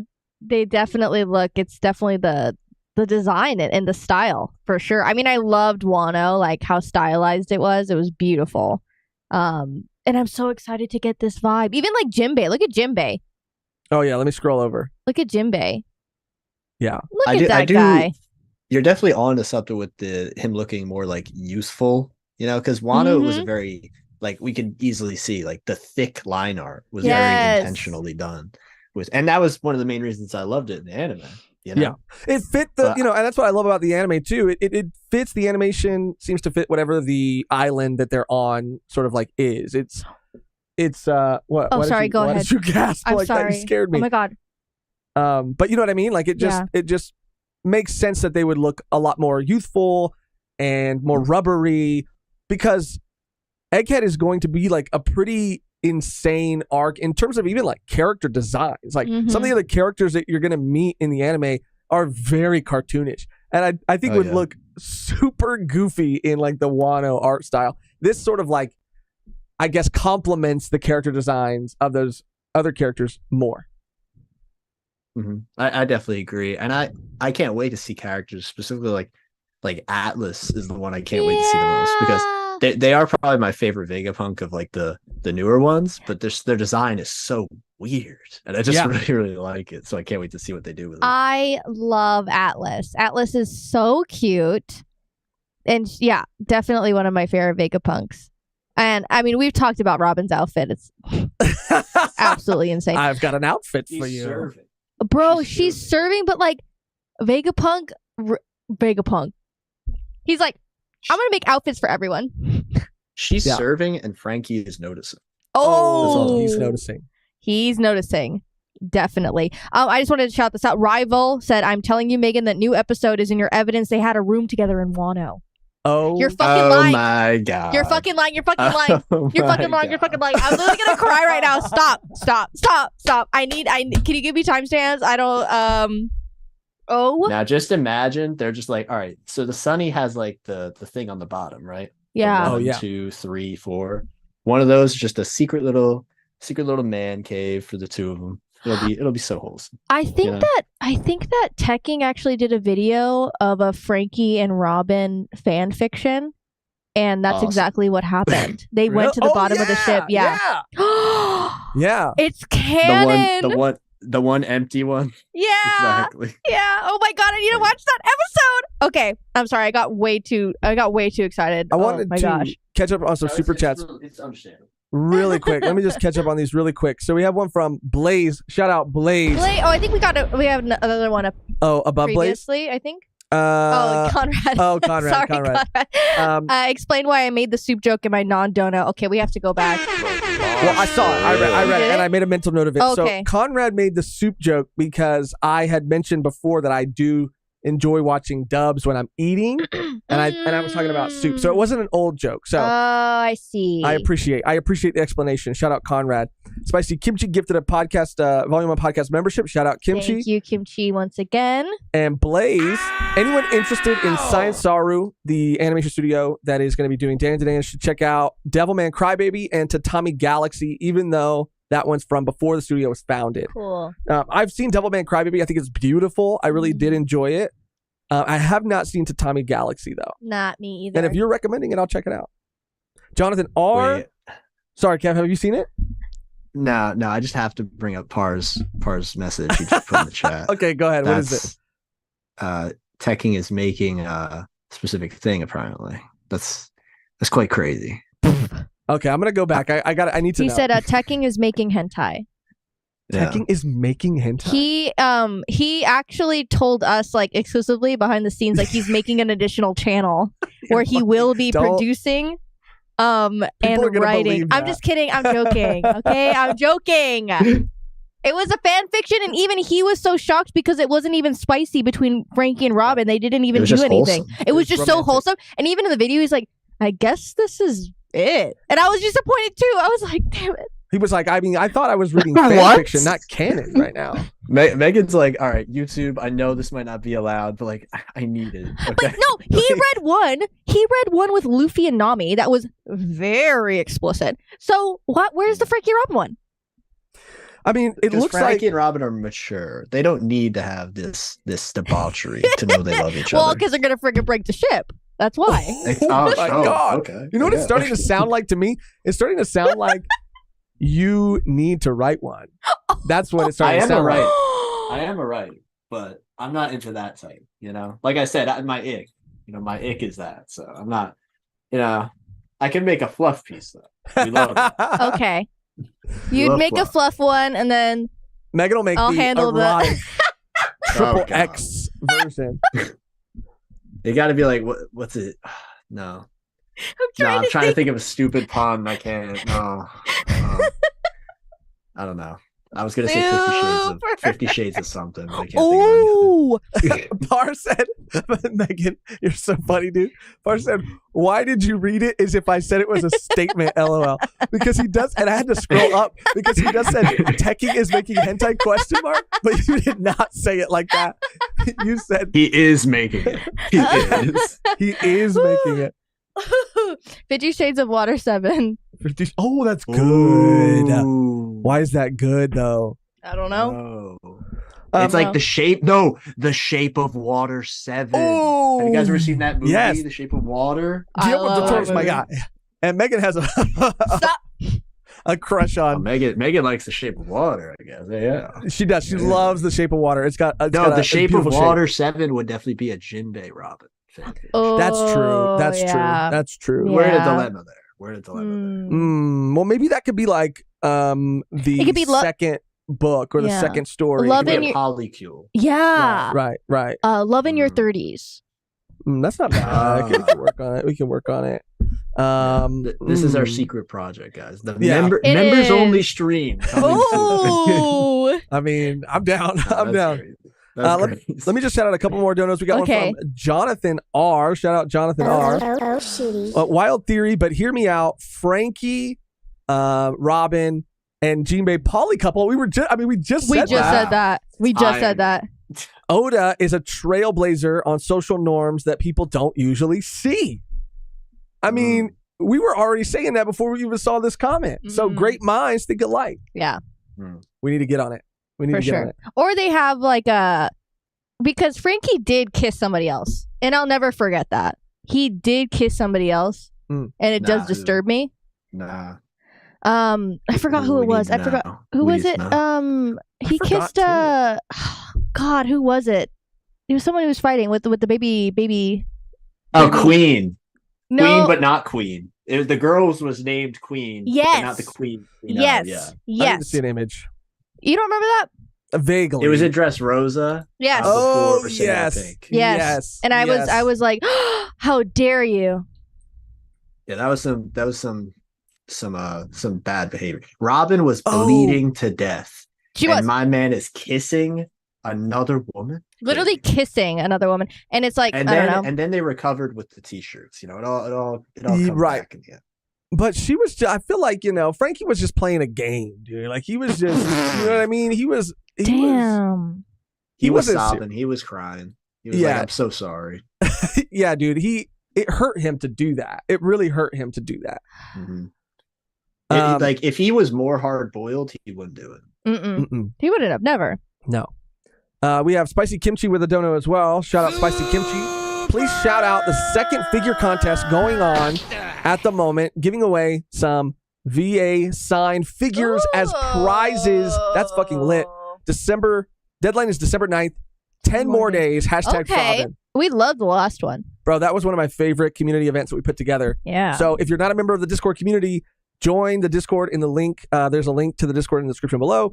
I think it's in the community events section. Sign up, participate in that. I really want to make it a point to do it this time. I wanted to last time, but we had so much, so many other things going on that we didn't get a chance to. But yes, I mean, giving away prizes like signed figures is fucking awesome, dude. Goated. So make sure to join. And going through and looking at all the submissions on the stream like we did last time was so much fun too. Shout out Kimchi for putting all that stuff together. Shout out Kimchi. Nico Mero has a really good point here. Frankie and Robin do give swinger vibes, and that's what I was going to say. They might have like an open relationship because she might be with Jinbei at some point, I mean, unless it's like a poly thing, who knows? Maybe. Polycule, Yeah. Yeah. They both like the color blue, Oh. Blue hair, blue skin, Right. They're rocking. Right. They're it's three-way compatibility, dude. Yeah, people are like, oh no, Robin would never. And I'm like, do you know Robin? Like, she likes freaky things. Frankie is kind of freaky. She's into some wild stuff. He's freaky. He's half cyborg, half man. Yes. And I'll tell you this, dude. I mean, if they were to have some sort of, and I think it would be wholesome, dude. I think it would be beautiful. But if they were to have some sort of like threesome situation. Okay. That's enough. That's enough. That's enough. That's enough. That's enough. You always take it too far. You always take it too far. You always take it too far. You're right. I'm just saying. It'd be wholesome. There's plenty of hands to go around. Is all I'm saying. That's enough. That's all I'm saying. That's enough. That's all I'm saying. That's all I'm saying. You were gonna go further. I think Josh and Tekking have been talking. Yeah, they have. They really have. I didn't want to reveal it here. Oh my god! I guess I will. We are collabing on hentai. We are collabing. Yeah, fanfic. Yeah. Oh, Paladin, right, Berserker, Jedi. Oh, you're gonna leave? I was gonna say I do have some plans at 8 p.m. I'm gonna see the new Godzilla film, which is gonna be amazing. I'm very excited. Fuck yeah, that sounds dope. Sorry, we keep like talking about crazy shit. We're just keeping. No, it's fine. It's fine. It's fine. Like, it's just like to be fair, it is thrilling conversation. So, Oh, thanks. Hopefully this conversation topic continues for the rest of the stream. Yeah, man. People in the chat, they could give some ideas. They can. I want to reach out to you. I'll DM you about it too, since you are caught up. And now that we know that the last Dandadan arc has like wrapped up, maybe we'll figure out a way to kind of get you on like an episode that we do covering that arc. If you'd be interested, if you'd be available. Oh, absolutely. Any excuse to gush. Hell yeah. Okay. All right. Well, then I'll hit you up, man. Go enjoy your movie, and thank you for coming on. Thank you for stopping by. Oh, not a problem at all. It was a fantastic time. Shouts to everyone in the chat. I see this great one, but in my biased opinion, anything with Buggy is a priority. So Buggy, we need some Buggy fan fiction. That'd be amazing. Yes. That'd be really cool. Oh, what happened, Kev? Oh. I mean, what a note to leave on. What a note to leave on. I didn't hit anything. You didn't. I don't think you did. I didn't hit anything. The call just dropped. Oh, man. We'll see if Kev says anything in the chat. But thank you, Kev, for stopping by. Enjoy your movie. And we'll definitely have you on for a Dandadan episode. I want to see what Kev says in the chat. That was crazy, dude.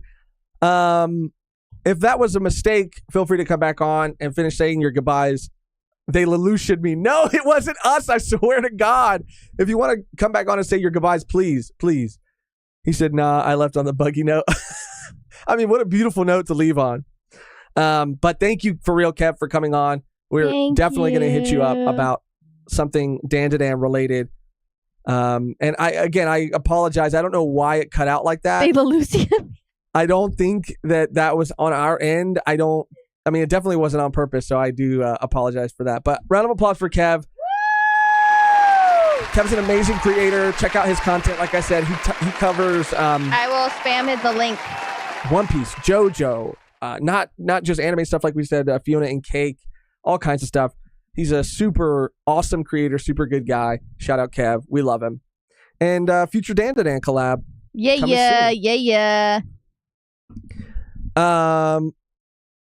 Oh, he said he left mid-sentence for the meme. Okay, that was funny, dude. That was funny. What is Par going on about up here, dude? Let's see. I want to have Par on again soon, too. Par, when are you free to come on? I'm just like scheduling things via this live. Par, please, dude, whenever you have time, we need to set something up again. I miss the sound of your voice. I know I could just tune into one of your live streams, but, I wouldn't be able to interject, the way I would like to. Yeah. And you can choose to not read my chats, but you can't ignore, something that I say to you. That's true. That's true. And depending, you can't run. you can't run. You can't hide. Did Josh talk about Doctor Who yet? He might. I want to. He might, and I might have to take off. Oh, you got to go pick up your brother again? Yeah. But you can talk about Doctor Who. That'll be a good segue for me to I'm down. Get the fuck out of here. I was kidding. Let me go to the restroom really quick. And again, if you're still here, I'm going to DM you if you're not still here. But let's set something up soon. Yeah. I miss you. Paladin and Berserker Jedi, thank you so much for the dono. Mehgan is into some sick Netroair stuff. And I did have to look this up. And this is the term for cucking. And I wasn't familiar.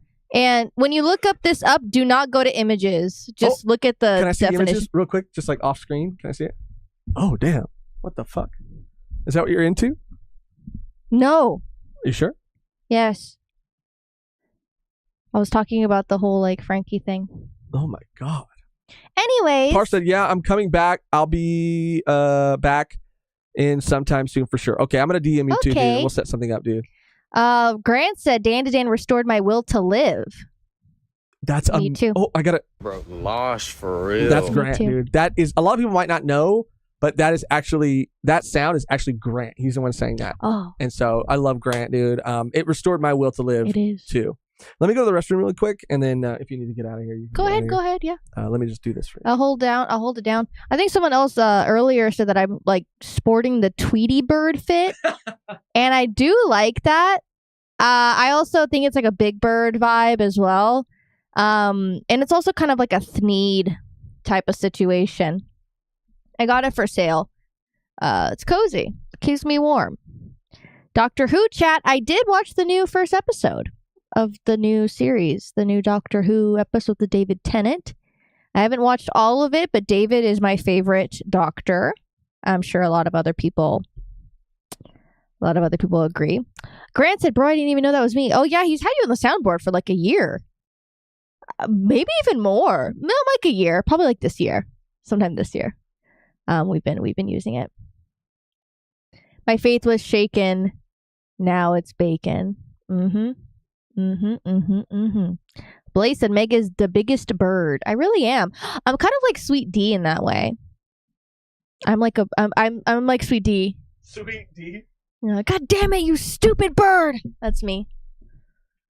Okay, that's my cue to go. No! Don't go! I have to. Okay. Did you want anything to cover? Sorry. Sorry, I needed to get resituated. I got too Anything excited. else to cover before you get into Doctor Who? I mean, I guess I think that's pretty much it. But everybody, Megan's gonna step away. She's gotta go pick up her brother.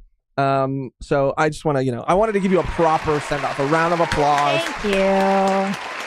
Thank you guys.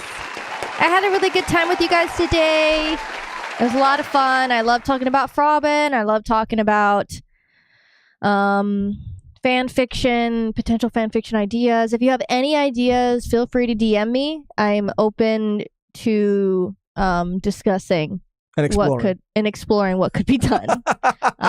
Really open to exploration. So just DM me. Good smell. Flavor. Yeah. That might come back to bite me. in the ass. It will. It definitely will. It Bye. definitely will. All right, Megan. Bye, guys. Tell your brother I said hi.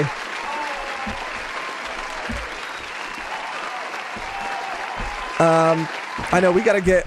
You can use this if you like. Oh, okay. Thank you.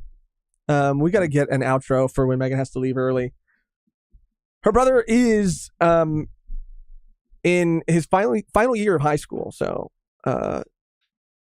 only got to do the sibling pickup for one more year, and you got to cherish it. You got to really cherish it. Okay, so I don't know how many people are interested, but I am excited that there are some people in the chat who are fans of Doctor Who. I love this show so much. I've been kind of itching to talk about it, but I just didn't know how many people would care.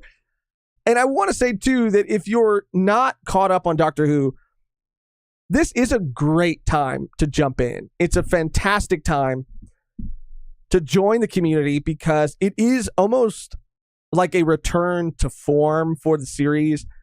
It's had a lot of ups and downs, and that kind of is how the show goes. It's a show that constantly has to like reinvent itself and change because of like the main character, the Doctor, regenerating, different actors leaving, other actors kind of like coming in to take on that role. And that's a lot of the fun of it too. Getting excited for a new Doctor, and with a new Doctor comes like a new TARDIS and a new Sonic, and it's just like it's constantly, like I said, reinventing itself, constantly staying fresh. But for me, as much as I love the show, I wasn't a huge fan of the previous era, which was Jodie's era. And it has nothing to do with Jodie Whittaker. Jodie Whittaker is a fantastic actor. I think she's lovely. And I actually think she made an incredible Doctor. I just wasn't a huge fan of the writing. And I don't want to like jump on the showrunner and writer, main writer was Chris Chibnall of that era. And I don't want to like, disparage or, talk shit. I just wasn't a fan of his writing and his interpretation of the Doctor. I just didn't like it or care for it that much. Although there were some like good episodes, and I didn't even watch all of them. I watched the first season with Jodie, and then a little bit of the second, and then that's when I started to feel like, oh yeah, this isn't the same show. Not really vibing with it, so I kind of stopped, and I checked back in with like the Timeless Child stuff, Power of the Doctor stuff, like the big moments, and that's a whole another conversation too. Blake said, haven't seen the most recent Doctor stuff. I like Jodie as the Doctor, but the writing of the episode started to feel weak. It was, in my opinion, it was. He goes on to say the hate train against her is dumb, but I will say I did fall off Doctor Who at that point. Same. And it's so unfortunate too, because it was the first time in Doctor Who history, which is celebrating 60 years with these specials. It was unfortunate because in 60 years, this was the first time we were going to have a woman Doctor. And that was so huge. And I remember like seeing that announcement and being so excited. And when Capaldi regenerated into Jodie, I was geeked, dude. I was like ready.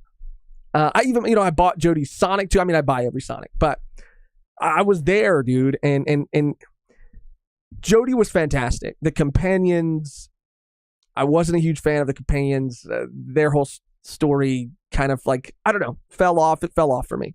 Anyway, all that to say, and Thomas Fisher also said, it's a shame because Chibnall's work on Torchwood was so good, but then he dropped the ball with DW. And that's the crazy thing about Chibnall is he was such a huge fan of the series. And there's even clips of Chibnall. I think there are clips of like Tenet and RTD2 or things from their past showing how much they loved this series like in their younger years before they even got into like writing or acting. But Chibnall, I think, was on TV like as a young, I don't know if it was like a kid, he was a kid or a young adult, but talking about Doctor Who. So he's been a fan for a long time and he's done like good work. So it was kind of like, I don't know, it was kind of disappointing, I guess, the direction he decided to take it in. But yeah, I think that I follow a lot of Doctor Who creators. My personal favorite, for whatever reason, and I don't mean to say for whatever reason in a bad way, I just really latched on to this specific creator, and I watch almost all of his videos, but his name is Theories. And yeah, I would just kind of stay updated that way by watching like other Doctor Who YouTubers talk about stuff. But Theories had come out with a video recently about the Timeless Child, and I know that that's something like within the community that a lot of people like choose to ignore or hope isn't addressed, which they're saying is going to directly be addressed in the second special, Wild Blue Yonder, that's coming out this Saturday. I don't know to what degree it's going to be addressed. I imagine there's going to be a line. I don't think it's going to get a lot of attention, but you know, I've kind of like not really come around on it, but I've sort of like accepted it. I was pretty also like not really for it when it first happened, but you know, as it's kind of gone on, time has passed. I've accepted it, right? And I'm just ready to kind of go into this new era. All that to say, perfect time to jump in. David Tennant is back. I think arguably the most popular Doctor by a mile, dude. Everybody has their Doctor. Mine was Matt Smith, but my favorite is Tennant, and that is just because as I've gotten older, I've just like grown to appreciate him as a Doctor and as an actor so much more. But he's back, and not just him. Catherine Tate as Donna Noble is back too. My favorite companion because of their relationship. They're not romantic; they are friends, and I really think that is where Doctor Who thrives. When it's the Doctor and a companion, and they have this friendship where, in the case of Donna, like she can say anything to him. I feel like other companions, Rose and even Martha to a degree, who fall in love with the Doctor, they it's like they're trying to sort of get him to fall in love with them too. So I feel like they're written a certain way, but Donna bypasses all of that. Like she doesn't give a fuck. Her end game is just that she just wants to continue to travel with the Doctor. Like she's not trying to impress him necessarily or like make him fall in love with her. So it just makes for like so much funnier moments between the two of them. Anyway, they're back in the first of 3 specials, the Star Beast, based off a comic book. Blaze said, God, Rose was so annoying. I liked Rose. Thomas Fisher said, I didn't really care either way about the Timeless Child stuff. Okay. I think that at first I was pretty not about it. And now I'm like, I don't really care. So, the Star Beast, the first special, Doctor Who, back, a return to form. I loved it. I thought it was absolutely phenomenal. To talk about it and to break it down, I want to start with like the cinematography of all of it. It feels like a movie. It feels like a blockbuster movie, and it's a television show. And I know that as technologies evolve, we can achieve amazing things like in the television like medium, and amazing things have been achieved. I mean, you know, you look at all of the shows that have come out recently, and specifically I think of, even though I know people were kind of 50-50 on it, but the new Lord of the Rings show, how much money Amazon dumped into that. You look at One Piece, the live action One Piece show, like what Netflix was willing to put into that. Like we're able to achieve some pretty incredible stuff. And Doctor Who always felt really campy. It always felt really low budget. It always really felt like, I don't know, the BBC, it's like it's their bread and butter. Like it is huge. It's such a huge property that they have, but it always felt like it never got the budget that it deserved. And that was part of its charm too. I think a lot of people like that. But this is what I feel like Doctor Who should be. Cinematic. The practical effects are what I think lends to the beauty of this first special, which Doctor Who has leaned into and had to lean into like quite a bit.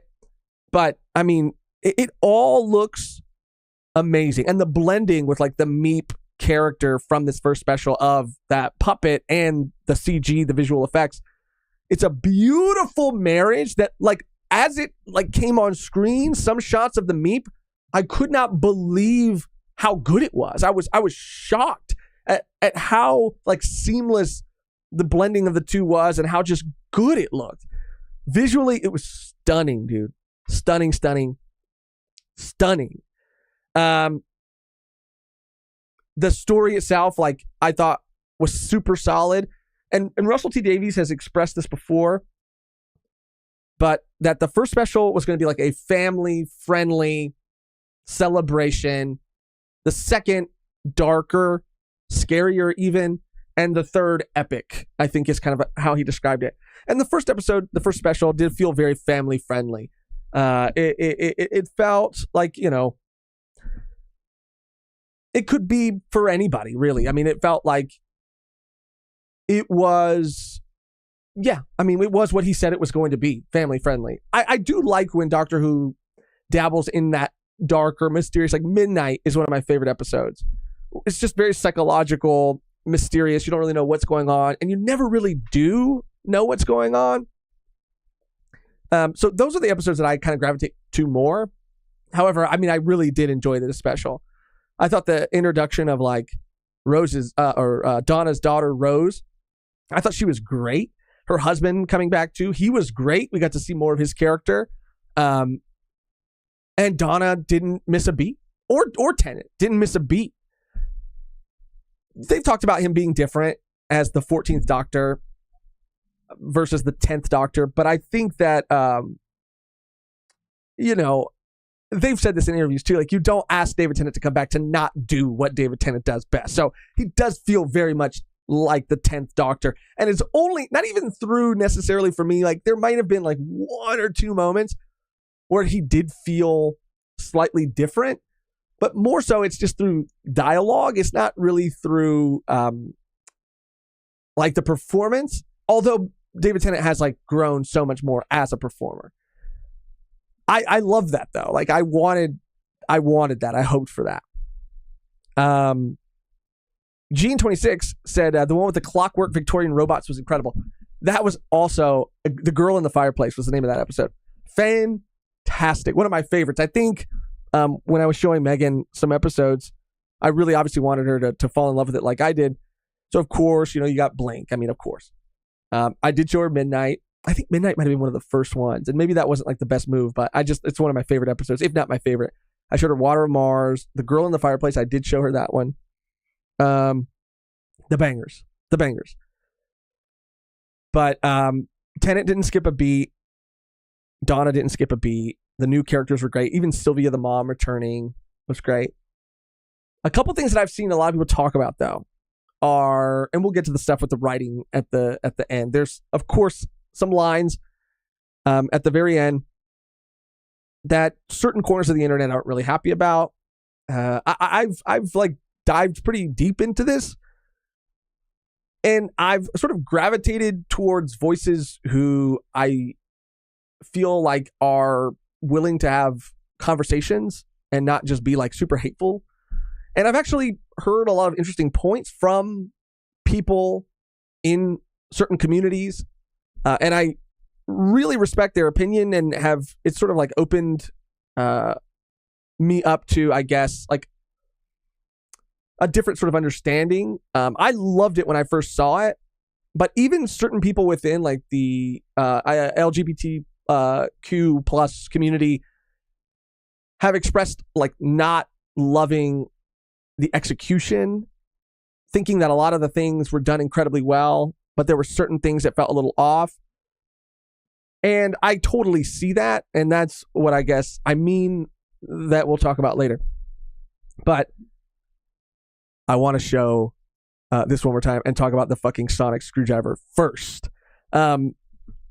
So yeah, like I said, I buy every fucking sonic screwdriver that comes out. I have all of them. And don't tempt me. I will go and I will get all of them right now to show you. When the Sonic was first revealed, I fell in love with it immediately, dude. Obviously, it pays homage to like all the Sonics that have come before it. Matt's, a lot of Tenants in here, a lot of Tennant and Matt in here.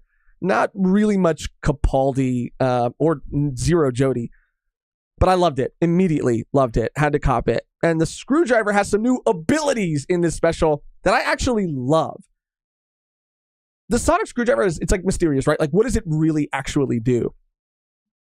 Scan things. It can like, cause things to like short circuit, but seeing it actually be able to do more, create these like holograms and shields was, I think, a really cool addition.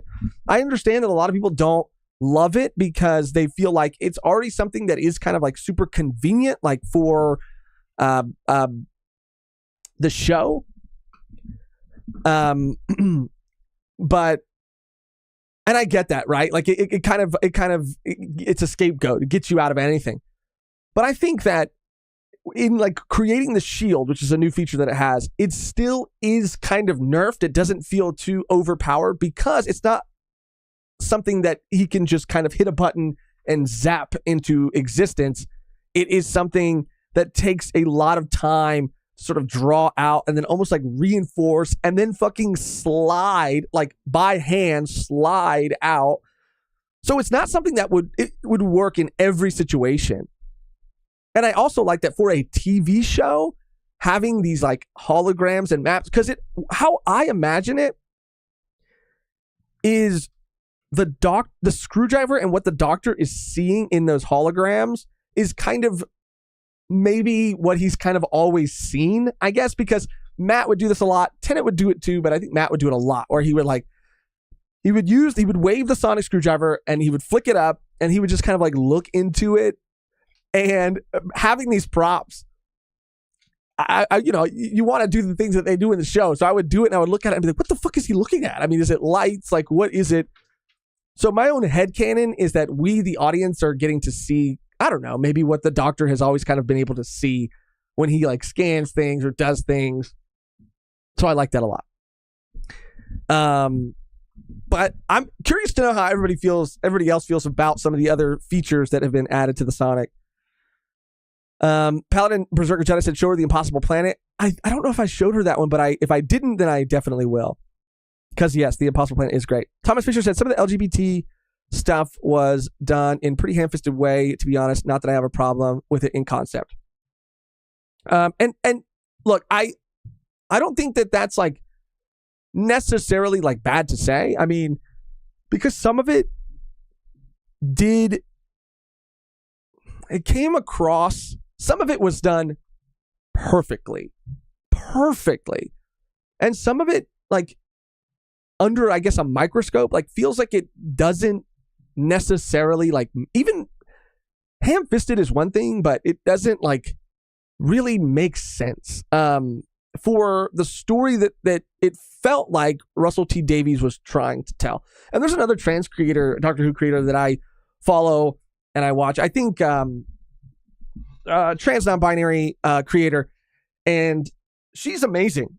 And I was very curious. It's so funny, dude, because I think that having all of these voices in this community is what makes any community so special. So there was a bunch of like Davros, children in need sort of drama, because it felt like Russell T Davies was saying that he was completely retconning a character. And Theres, the creator that I mentioned before, and the whole reason that he was retconning the Davros thing was because he felt like it was in poor taste to have this villain who was in a wheelchair, which, again, I personally never really saw Davros as being a character that was in a wheelchair. I really just saw him as like a half Dalek kind of like villain person, whatever. But there is in a wheelchair, and so I was really curious for his specific opinions on that. And I forget the name of the trans non-binary character. I mean, creator that I follow, but I was really curious for their opinion when it came to a lot of the trans, specifically like non-binary, specifically stuff that was in this special. And that's what I mean by like, yeah, really seeking out people who are trying to have like conversation and not just tear everybody down. So I guess I don't know, okay, where to start, because it's a lot. First of all, with the Davros thing, okay. Yeah, Blaze said, yes, villains cannot be in any sort of minority group whatsoever.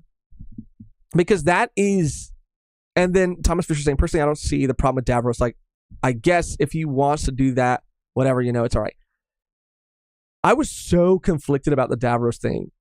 And on one hand, I mean, I have a lot of respect for Russell T. Davies for kind of like, I do think it's very purposeful that he's coming out of the gate so hot. Like, I think that he's doing that to almost like scream to people who were very vocal during the Jodie era. This is what this era is going to be. And if you don't like it, then you can leave. I really do feel, because he is like quadrupling down on a lot of these things, and speaking about them very matter-of-factly.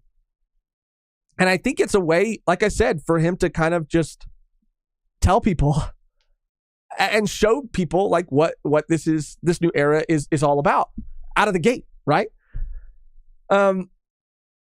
Because I saw a comment, and one of the things that I saw that I didn't really love was that, Doctor Who joined the Panderverse, right? Which is like from the South Park, the most recent South Park special, which to me is so kind of goofy, because what the Panderverse is, what that episode is about, it's about a company, Disney, pandering to both sides, right?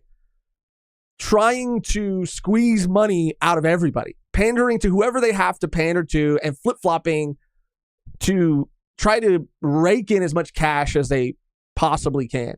Doctor Who is not pandering to everybody. It is speaking directly to a specific group of people, and actually, it's very confident in its message, right? It's very like loud in its message.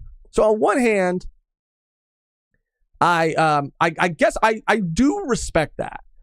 But I guess with the Davros stuff, like, I feel so conflicted, dude, because I just, first of all, like Blaze had said, it does feel like it's because it's not the wheelchair that makes, and first of all, I obviously I'm an able-bodied person, so take everything I say, whatever, with a grain of salt, but it's not the wheelchair that makes Davros evil. It's Davros and the character that is evil. And in extended like lore, he has become that way because of like certain events in his life. And the life support machine that he's on is the genesis of the Daleks, which are the most iconic Doctor Who villain out of all of the Doctor Who villains. So it felt really strange to retcon this character. What I think personally, because again, if you wanted to show the Davros scene, just make it, pre these events happening. And I guess what I would have liked is, instead of like retconning this villain, create new characters that are good, that are disabled. And they kind of did that in the special, and I liked that. But I think that that's kind of like almost a better way to do it. There is a trope that has existed for sure.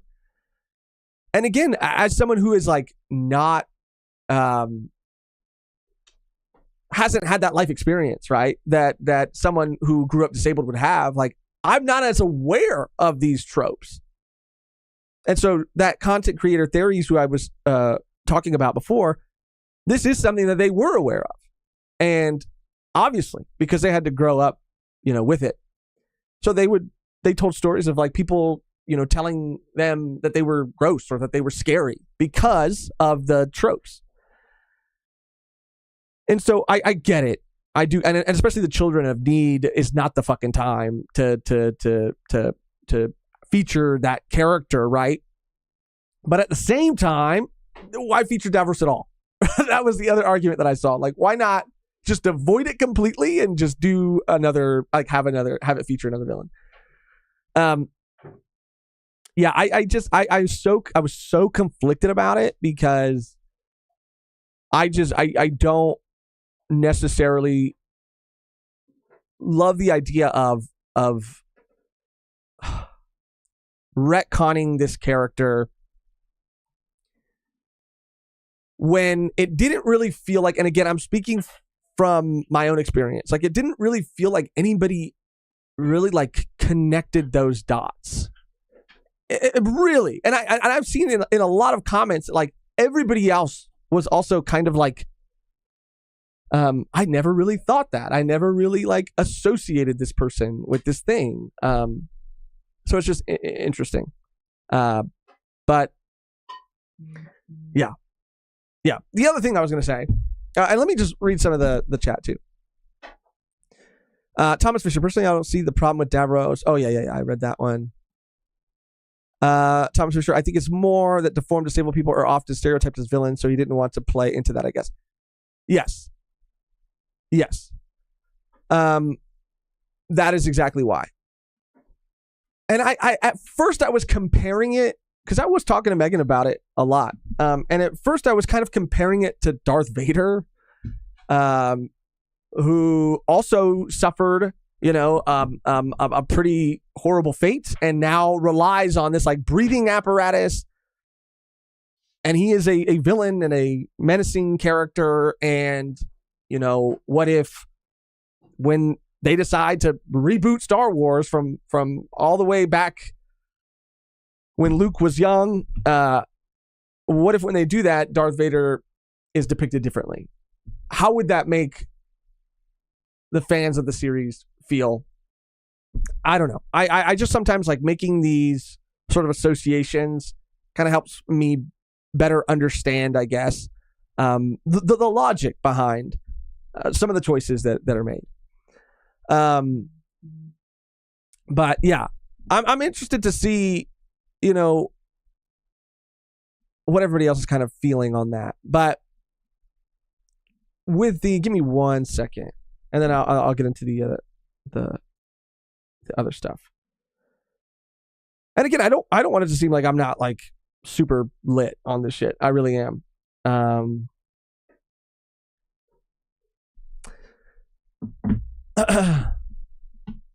Let's see. I don't know why it's doing this. Like, why is the chat doing this? I can't like. Okay. It's kind of weirdly discriminatory. This is from Blaze. It's kind of weirdly discriminatory to be like, oh, X group of people shouldn't be a villain, but at the same time, you don't want to play negative tropes. So it's a balance. Yeah, I mean, yeah, dude. Yeah, it's tricky. A reboot of the whole Star Wars franchise would be crazy, said A Beautiful Lie. I feel like that's going to happen. It's just inevitable. Not going to lie. This is from Thomas Fisher. If they have like a scene where Davros resurrects all brand new and stuff, I wouldn't mind. Yeah, because Davros is supposed to have like Time Lord energy, I believe. Just give me an explanation and I'll be happy, LOL. Thomas Fisher. I kind of agree with that too. It's also like a lot of people, I think, because canonically, like he does have regeneration energy that I think he got from the Doctor. Like, just say that.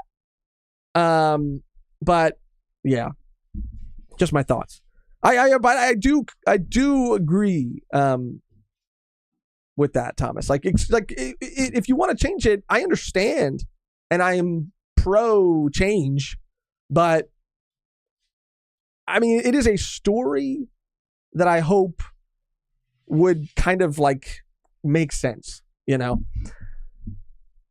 Paladin, you never see the DWBTS bio movie starring Brian Cox and the Game of Thrones / Harry Potter actor that played the first Doctor. Brian Cox and the Game of Thrones Harry Potter. Oh yeah, I did. Adventures Through Time and Space. And they had Matt Smith at the end, and for the 60th they brought in Shooty, and Shooty's in too. Pedro Pablo, I'm just tuning in. Good afternoon, guys. What up, Pedro? We're deep in some Doctor Who talk, so I apologize. I don't get a chance to talk about it often, so I'm kind of using this one opportunity to go all the way in. Love the Doctor Who talk, but I have to go. It's 1 a.m. here. Shout out Ride Cool. Love you, Ride Cool. Thank you, man. It's 1 o'clock for me too. All right, I'll just finish up really quickly then. And thank you for giving me the space to talk about this stuff. I thought all of, and again, this is from someone who is not a trans person, but does have trans people in their life. But my life experience and stuff is going to be different. I thought that the stuff with Sylvia, Donna's mom, all of that was some of the most like beautiful television that I had ever seen. I thought that moment because, thank you, Grant. All good. Take your time, big man. Thank you, Grant. I come from a family, my personal experience of stubborn fucking people, like very stubborn people.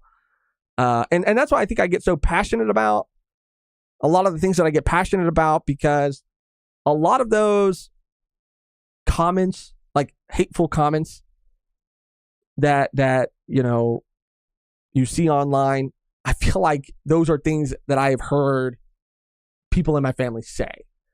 Very stubborn people, very closed-minded people, and just kind of like reach these like really extreme and crazy conclusions about certain things.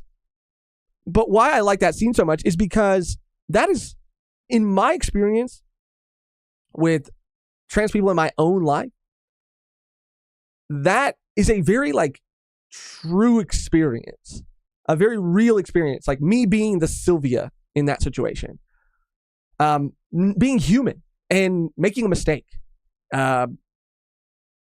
wanting to be respectful, but maybe slipping up, right? And feeling guilty about that, feeling bad about that. And I think some people, they jump to, instead of feeling guilty or instead of feeling, bad, they feel angry. They feel frustrated because they feel maybe, I don't know, dumb or like stupid or whatever.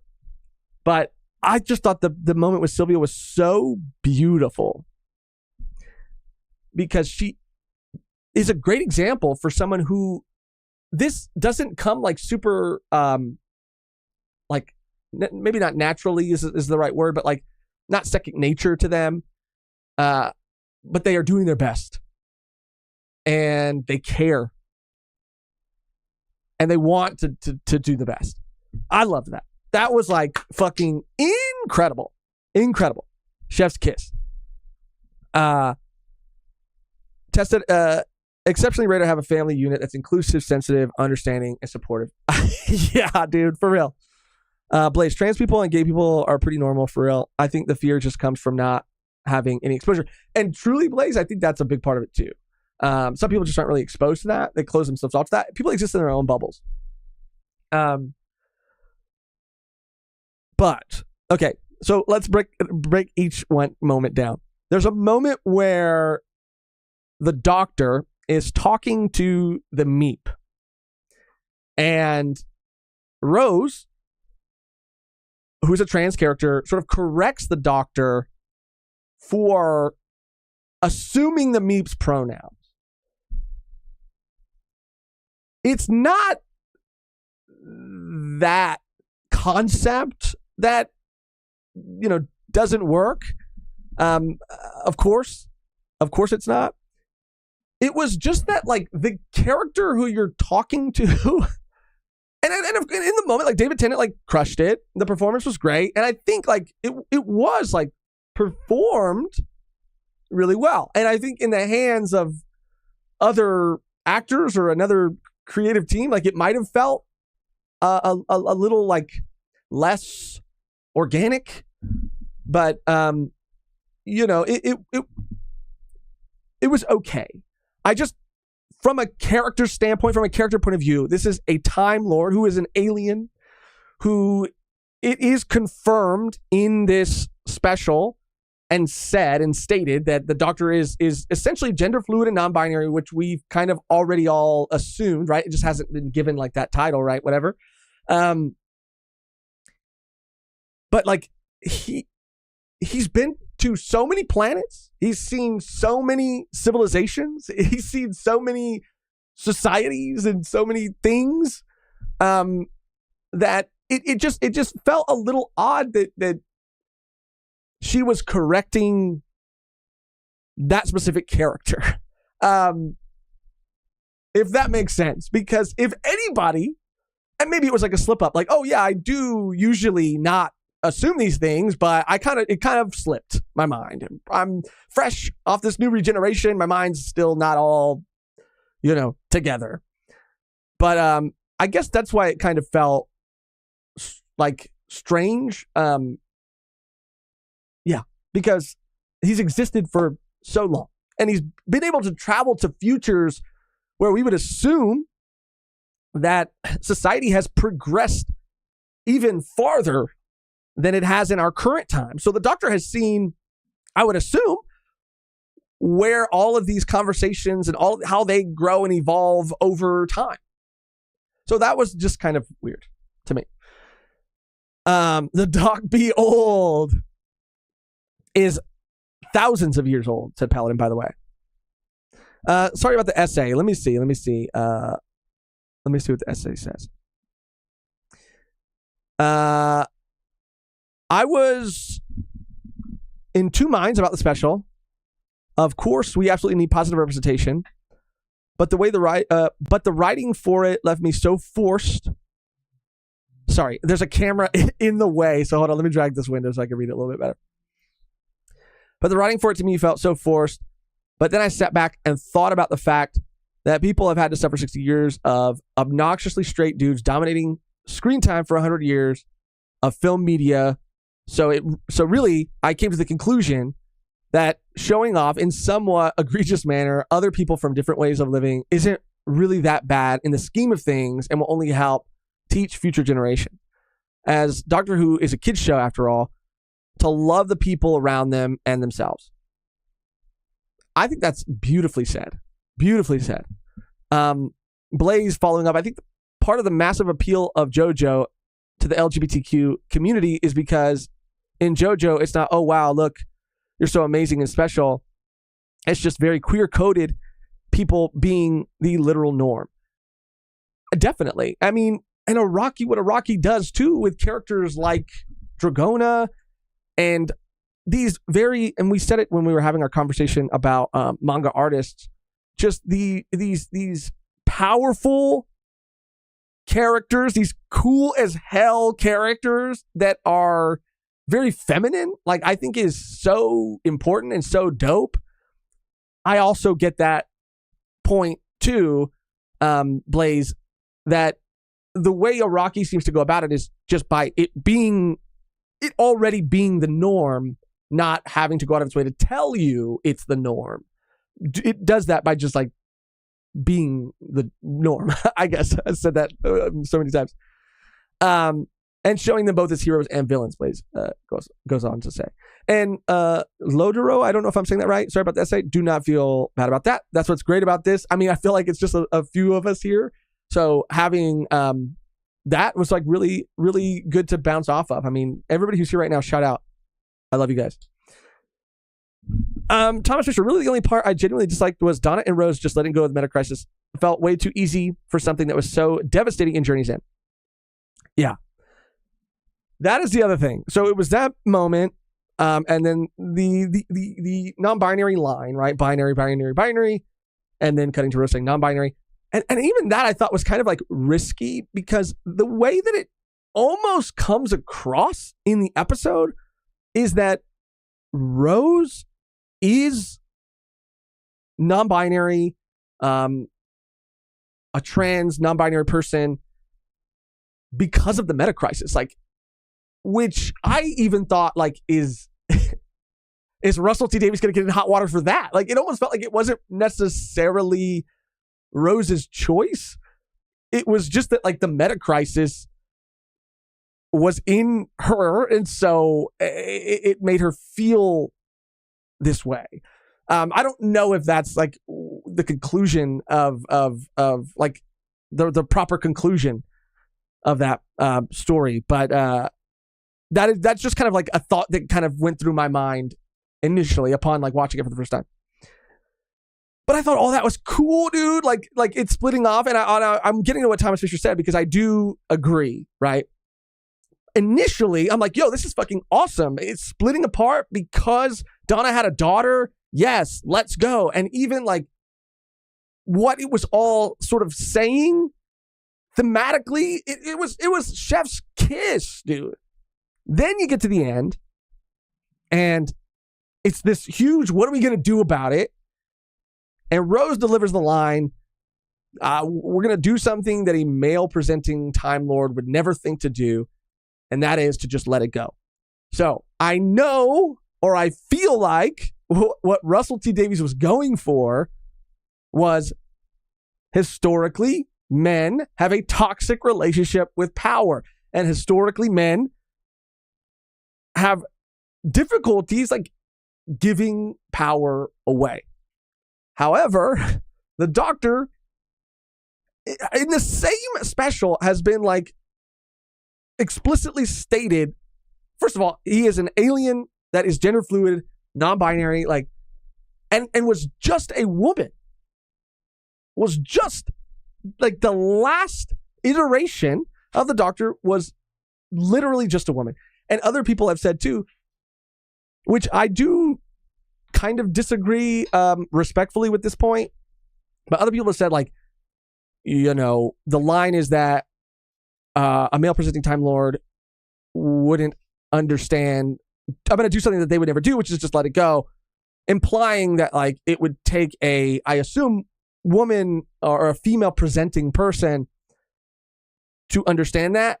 But a point that a lot of people are making is like, Donna never thought of that. I think that like that was never an option until Donna had Rose and until those memories were reawakened. So I don't think like even back then she could have let it go because it was too much. It was, she couldn't have any like clarity. She wasn't clear of mind. It was too much. And then it split off, but it was dormant. And so obviously she wouldn't think to do that because she doesn't even know this thing is inside of her. But then when it's awakened and with the inclusion of Rose, then is she only able to do it. Point is, it felt odd because, again, the Doctor was just a woman. And can be again at any time. And another great point too that people made is that, you know, it almost implies, because people had also noted that like Jodie's Doctor, and this is coming from people who enjoyed Jodie's Doctor, saying Jodie's Doctor was great, but wasn't known for being like the most like super rational, clever, you know, person. Was kind of a little eccentric. I mean, all doctors are a bit eccentric, but like was a little kind of all over the place at times. Like, and that was a, you know, female presenting version of the Doctor. But yeah, so that I understand the message, and I understand like letting it go, right? And it could also be that this is a face that has had issues with letting things go. What did the 10th Doctor say right before he regenerated? I don't want to go. I don't want to let this go. So if it was less about a male presenting Time Lord, which I think was said for the overall message, but if it was more about like this face, if that line would have been like, you know, we're going to do something that this face would never think to do, like let it go, that might have like read differently, because again, David Tennant's final words, I don't want to go. I don't want to, like, essentially like let this go. But all of that aside, the actual letting it go thing is a bit anticlimactic. It is a bit anticlimactic. I did see that, like, again, it would have been cool if all of them now could have put their 3 minds together and come up with a solution to deal with this thing. Now that they can all safely, like, exist with this power. Still figure out a way to get rid of it, but it wouldn't just be as simple as letting it go. And again, other people say, I'm telling you, I'm deep in this shit. I spent a lot of time watching this shit. A lot of people are also saying that this is just what Russell T Davies does. He doesn't really like do the conclusions of these like huge things. He does things more in the service of like the theme, and less in the service of like the actual like story, I guess. But yeah, it was a bit anticlimactic, for sure. But I understand the direction. I understand, you know, where he was going with it. And yeah, I overall, again, fucking loved it. I mean, these are just like minor things that definitely made me want to like hear other people's thoughts. But overall, I mean, if I had to rate it, dude, and I don't usually like to rate stuff. Earlier in this channel's history, we used to do that, and then we're like, no, it's not really necessary. But if I would say maybe an 8 out of 10. I would say maybe an solid 8 out of 10. Maybe even 8.5. But I just felt like, and again, I want to go back to what Lodero said, and I'm sorry if I'm saying pronouncing that wrong. But ultimately, in the grand scheme of things, I agree. Media has been dominated by a certain voice for so long that at the end of the day, this is a net positive. And being that it's a kid's show and teaching kids to love and accept, understand. But the other side of that coin that I think a lot of people were expressing is that it does feel like it isn't necessarily teaching that everybody can get together and figure things out when they respect human beings for who they are. It kind of like, you know, it kind of like is excluding a group, but it's a group that has been at the forefront of media for a long time. It's complicated. It's nuanced. You know, but overall, I think that, you know, Lodero said it perfectly. And in the grand scheme of things, it's a net positive. Yeah, and it works. And I loved it. Ramon Avila, let's go, dude. Shitty. It's hard to insult insightful Josh. Anyways, just don't hate the authors. If you don't like it, fine. If you do, great. But people like to hate everything that they deemed woke, regardless of its quality, like Jody, in my opinion. Shout out Ramon, dude. Shit, dude. That's the nicest comment I ever got. But Losh, for real. Oh, shit. But yeah, I agree. I think, yeah. If you don't like it, you know, it's people have a such a connection to these things, and yeah, it's tricky. If you don't like something, I don't think like hate is ever the answer. Like expressing yourself, like talking about like things like, this didn't feel right to me. This felt a little like cheesy, or it felt a little too forced. Just talking about that, expressing that, I think is like good. But when you're just calling things like woke and bad and stupid and whatever, which, you know, people are different. You know, that's just when it's like, it gets to be too much. Blaze, great combo, fun stream. I gotta head out. Good night, everyone. Thank you, Blaze, for staying, for hanging out. I fucking love you, dude. Have a good night. Ramon, this is just got here and Josh was ranting about Doctor Who. Oh, he turned it around. The crafty devil. Thomas Fisher, RTD is famous for Dos Ex Machinas, but this one felt a little too easy, I guess. I really enjoyed the episode though. RTD at his worst is still really great. Yeah. Gabe said, I loved it. It felt fun. RTD, only thing I've seen criticized, he sometimes lean into humor too much.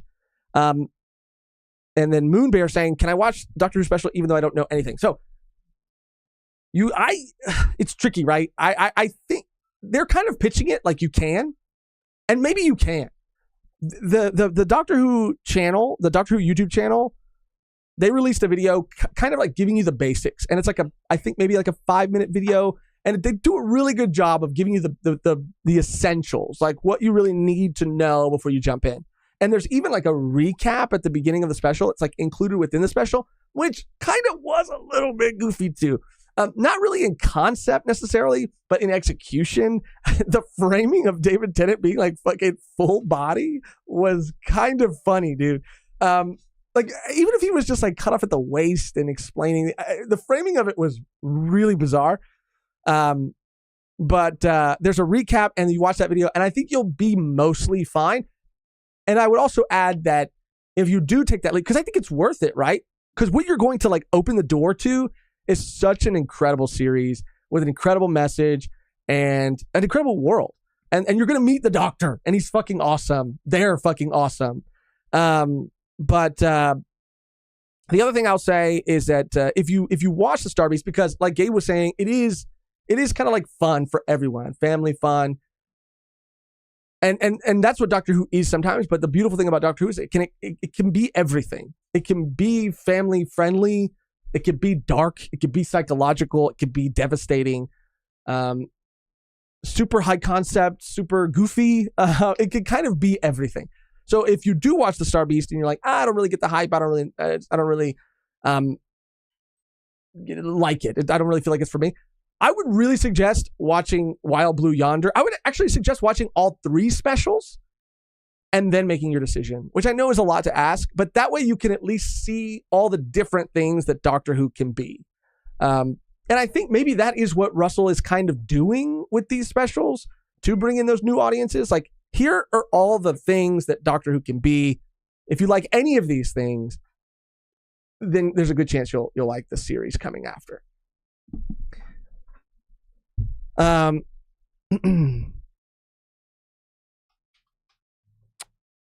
Lodro said, I agree with that, but I think it's hard to engage with people who make that argument because a lot of the time they say it out of bad faith.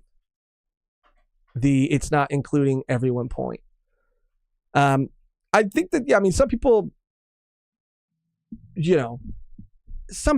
latch on to things and they say things, and it becomes this sort of like this, people like, I think even just like regurgitating stuff and not even really like, I don't even know sometimes how much people really believe in the things that they're actually saying and typing. Like, I think that they just have these feelings and that like media and whatever has like really created this like chasm and this fucking huge divide that makes people so irrational that sometimes like I feel like stopping someone and saying like, do you really understand like what you're actually saying? Not understand it, but like, do you get what you're saying? And it's not like to say that like, I guess my point is like that's more about the people saying hateful things.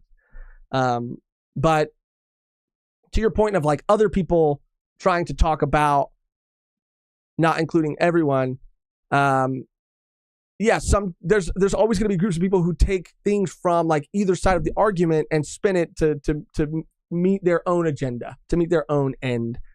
And at the end of the day, if we're like just, I think being inclusive and like the doctor says,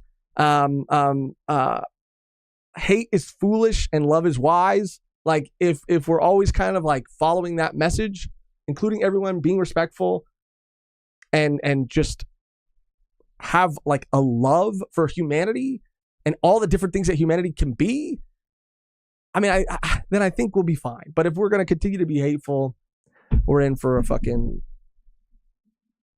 a wild ride. Oh, yeah. I mean, Gabe just said it right here. Remember what the doctor said? Hate is always foolish and love is always wise. Damn, Gabe. Let's fucking go, dude. Paladin, LOL, I just got a Godzilla movie ad. That was Kev. Kev did that. Hot fart. Shout out. Yo, Josh, you excited for Chucky season 3 part 2? I want to watch Chucky so bad. We watched a couple of the episodes of the new season, the sci-fi show. It was so goofy. And Chucky is goofy. Chucky is campy. But we didn't watch any more of it. But him, like Chucky running for president, or Chucky not running for president, but like being in the Oval Office is so funny to me that it makes me want to really watch it. Oh, yeah, I just remember this is Thomas Fisher. The intro sequence with the doctor looking like he was in a character customizer. Bro, that's what it looked like. That's exactly what it looked like. Yeah. The intro title sequence too, by the way, the new title sequence, I loved it. I liked it a lot. I've seen some people say they didn't really like it. I thought it was beautiful. It was amazing. Ramon, it is one thing to dislike something and express it, but I read that the actress who played Jodie was glad to not be Doctor Who anymore because she got called all sorts of things constantly. That is the unfortunate thing about that situation, and why Jodie is so incredible, because people were so fucking wrong for like going after her. Because like you said, Ramon, I mean, she was doing a great job. Like her job was to fucking act, and she did her job. It wasn't her job to write the words that were coming out of her mouth, you know? But it's so fucked up because she's been nothing but like pleasant. Even when people ask her about Doctor Who, she's like, you know, I don't think I'll come back anytime soon because I was just the doctor. But once, you know, more time has passed, I would love to come back. I love, you know, the series. I love the character. We don't fucking deserve her, to be honest, because the things that some of these other fucking people who aren't even, I can't even really call themselves fans, what they like put her through, just with all of the horrible things they said. It's just not right. She's incredible. Also, watch out for Neil Patrick Harris, the legend. Wait for it, Airy. That's How I Met Your Mother. I haven't seen that show in so long. I feel bad for Jodie. This is Gabe. Man, me and Gabe are fucking like right here. Her fault. The new showrunner writer tried something new that had backlash in the fan community. A Beautiful Lie. Shout out A Beautiful Lie. Good smell. Flavor. Josh, may we see your Spotify Wrapped? I mean, I could try to pull it up, but I don't know if it's going to be good. I share my Spotify, so I don't think it's going to be very true to me. So maybe not. Maybe I'll wait. Maybe I'll wait to do it. So in conclusion, I really do want to thank you guys for like letting me express that. Like I said, I've been itching to really talk about this. I do feel like there is a lot of nuance involved in this conversation, and I tried my best to kind of like navigate it, and hopefully I did. And if you have conflicting opinions or anything, obviously, let me know and let's have a conversation about it. I love this show, and in some capacity, I would love to continue to talk about it. But I'm so excited. On my birthday is when Wild Blue Yonder drops. It's the special I'm the most excited about. because it's the most mysterious one, and it seems like it's going to be self-contained in terms of like its location, dark, a character sort of like heavy and episode. It's just all of these other things aside, it's so incredible to feel like Doctor Who is fucking back, and it's bigger than it's ever been. And it finally feels like it's getting the attention and love and budget that it deserves, and I couldn't be happier. It's a very sentimental show for me too, because I mean, one of the main reasons that I even started watching the show was because a friend of mine who passed away, and we would always watch Doctor Who together. I remember, where I was during some of these like huge moments with the War Doctor, and I remember him trying to get me into the show for so long. I would go over to his house to play Magic the Gathering, and he would just put it on in the back. And I would always tell him, like, bro, the show is so goofy. I'm not gonna watch this show with you, dude. I don't get it. And he's like, okay. You don't have to like watch it. I just need background noise while we play. So we would play like Magic the Gathering all night, and he would just have it on in the background. And we made our own Sonics. He would cosplay David Tennant's Doctor like in. I don't know if he ever went to a con, but he would cosplay David Tennant's Doctor. Like he would just dress like that. Like he would just walk around in the middle of any day. No reason, no occasion, dressed as David Tennant's Doctor with his screwdriver like on him. He was my best friend. We had a whole history. I think life and growing up and stuff can be kind of hard, but I mean, if I'm being 100% honest, like there's a part of me that really wishes that he was here to see it, because David Tennant was his favorite Doctor too. And yeah, that's why it's also such a special show to me, because it just reminds me of that friendship. Yeah. And it was my first tattoo. I mean, yeah. Anyway, the War Doctor introduction at the end of that episode was so awesome.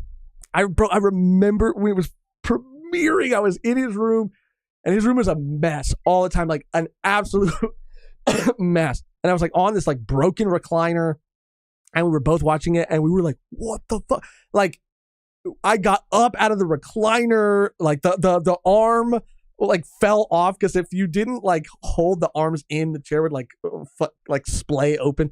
Anyway, we were so excited, and we were like, what the fuck? And we just thought it was like the most brilliant thing ever.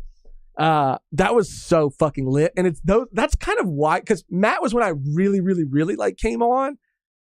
That's why I say Matt's kind of my Doctor, but I love Tennant more now that I've had like a lot more time with the show. But it's because like Moffat would do RTD was so good at like spreading, like Bad Wolf, and spreading all of these things out. Even the Dr. Donna, the Knock, he was spreading things out over the seasons. But Moffat came with the fucking like reveals. Like Moffat was about the gungs, dude. Like, yeah, and he killed the special he did too, the multi-Doctor special that he did too, with the War Doctor. Chef's kiss, dude. And Capaldi, dude, when they show all 12 Doctors are here, and he goes, all 13, and you see fucking Capaldi's eyes. Oh, that's a time, dude. That's such a beautiful time of Doctor Who for me. Gabe said, I first saw Doctor Who on Sci-Fi Channel. It was Christopher Eccleston's Doctor, and that episode Rose saw her dad with those Reaper monsters. That's crazy. I mean, I guess, yeah. I mean, it would make sense that they would play it on Sci-Fi. I don't know where I was watching it at the time, but that's so funny. Great introduction.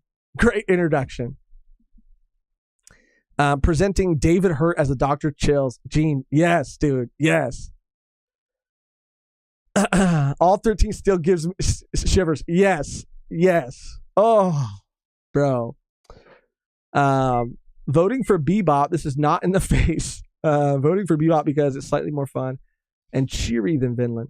So I thank you for letting me talk about Doctor Who. Hopefully it was interesting enough. I know the people who like Doctor Who liked it, and if there's anybody else who's just like hanging out to hang out, especially thank you for hanging around. But a couple things I want to say before we wrap up is about the voting. Vote if you haven't voted. The thing about Vinland, and I think me and Mehgan were talking about it before because she saw in the beginning of the stream someone like messaged that Vinland was losing and they were sad about it. And we were like, go vote, go vote. The thing about it is other people have also been telling us that Vinland might be better like read than watched. So even if it doesn't win the poll or the, whatever for like what we react to next, like we could potentially still do a volume done on it. We are at the beginning of 2024 gonna, start working towards figuring that out. And so that could be what that is. So even if it loses, it doesn't mean that like we'll never talk about it. We'll never watch it. Yeah. So I just wanted to say that. Moonbear said, are you going to stream for your birthday? You know what? We talked about that too. So we filmed a volume 1 extra and it's going to come out like tomorrow, the next day, probably the next day because we're streaming the new One Piece chapter tomorrow. But we talked about doing like Mehgan was like, oh, you should do a roast. And I was like, oh, that would be so dope. But it was too short notice. And with everything going on, like, I don't know if I'm going to be able to do it this year. I think last year I streamed like on my birthday. And who knows? Like, never say never. Maybe I'll pop on for like an hour or something because that would be fun. But as of right now, there's no like concrete plans to do that, which is kind of a bummer. Because when she started talking about the roast idea, I was like, that would be lit. And I wanted to do it. But I just feel like it'd be kind of too short notice to do now. Money saying, we just got an alternate universe Josh stream. If he never met Mehgan, almost 5 and time to leave the office. This was cool, man. Thank you, Money. Dude, shout out Money, my guy. Monkey to Luffy. Love Money. Money's so fucking dope, dude. Good vibes. Thank you, Money, for being a part of this community, for doing all you do in the Discord with the manga club and stuff. We both like super, super, super appreciate you and everything that you do. Lodoro, so sorry if I keep saying that wrong. You might see some faces again. Who knows? Tom Baker at the end is both epic and completely goofy. Still makes me giggle to this day as well. That was a great line too. That like you might find yourself revisiting some old favorites. Yeah, that was awesome. And I think it was cool because at the time I was like, how would they explain that? Which is kind of even crazier too now that a face has come back. That he is sort of like, maybe for a reason unknown to him and us right now, he is sort of like accidentally revisiting some old favorites. Like David Tennant is one of like, is everybody's like favorite Doctor, I think generally speaking. So he is kind of doing that. And at the time I was like, Tom Baker like is probably so old because he revisited Tom Baker. He revisited that face and then just got to like live out his life for a longer period of time as Tom Baker wearing that face. Love that moment. Love that moment. Bryce said, Vinland is a damn good read. And that's why we want to read it too. So again, even if it doesn't like win the reaction vote, a volume done might be coming. I know there's a lot of people in the community that have been wanting us to get to that. Bri also said, think we might get the Dandadan read update before the Jump Festa drops even more news. I mean, I don't. If you're talking about like us reading it, I don't know. I think we might get the Dandadan read update. Well, I could be missing something, but if you're talking about us reading it, we're gonna read it 100%. We just found out that the most recent arc has wrapped up, so we're getting to that. Like that's like super priority for us to get to that. Season 2 of Vinland has such a great adaptation. Damn, I want to watch it too, Even if you don't stream, have a great birthday. Thank you, Moonbear. Thank you, dude. Tiberius, I just got back, and this is romantic, low key. I should light some candles. Turn off the lights. There's incense lit right now too. You can't smell it, but it's evergreen bark. Yeah, and we'll play some jams. We'll get it going. There's always been the theory since that episode that the curator is his final iteration. Yeah. Oh, yeah. I think I have heard that, actually. Par said, Vinland is a damn good watch. Either way, we're watching it, we're reading it, we're doing one of the two. But I have heard the adaptation is pretty great. Thomas said, I'm always a fan of reading the manga instead of watching the anime TBH. It depends, dude. I mean, I get that for sure. Because there are some series that I would much rather read. Like, spoiler alert, we talked about like doing a Pluto episode. And as of right now, we have it on the calendar to do that. That might change. But we still do want to do that. And for the most part, without going too much into it, I will say that I really have enjoyed it. We still have 2 episodes to finish. I've really enjoyed it. I think it is a feat. It is beautiful. But even though we read the first volume only of the manga, I feel like reading it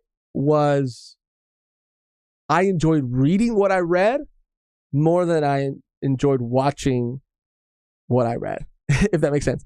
And not to say that it wasn't good. It was. But specifically, like whenever I had talked about Pluto, I would always talk about that moment with the composer and the robot. And that shit hit me so fucking hard in the manga. Like, bro, I was a wreck. I was emotional. It was really, it's that moment that made me really fall in love with that series.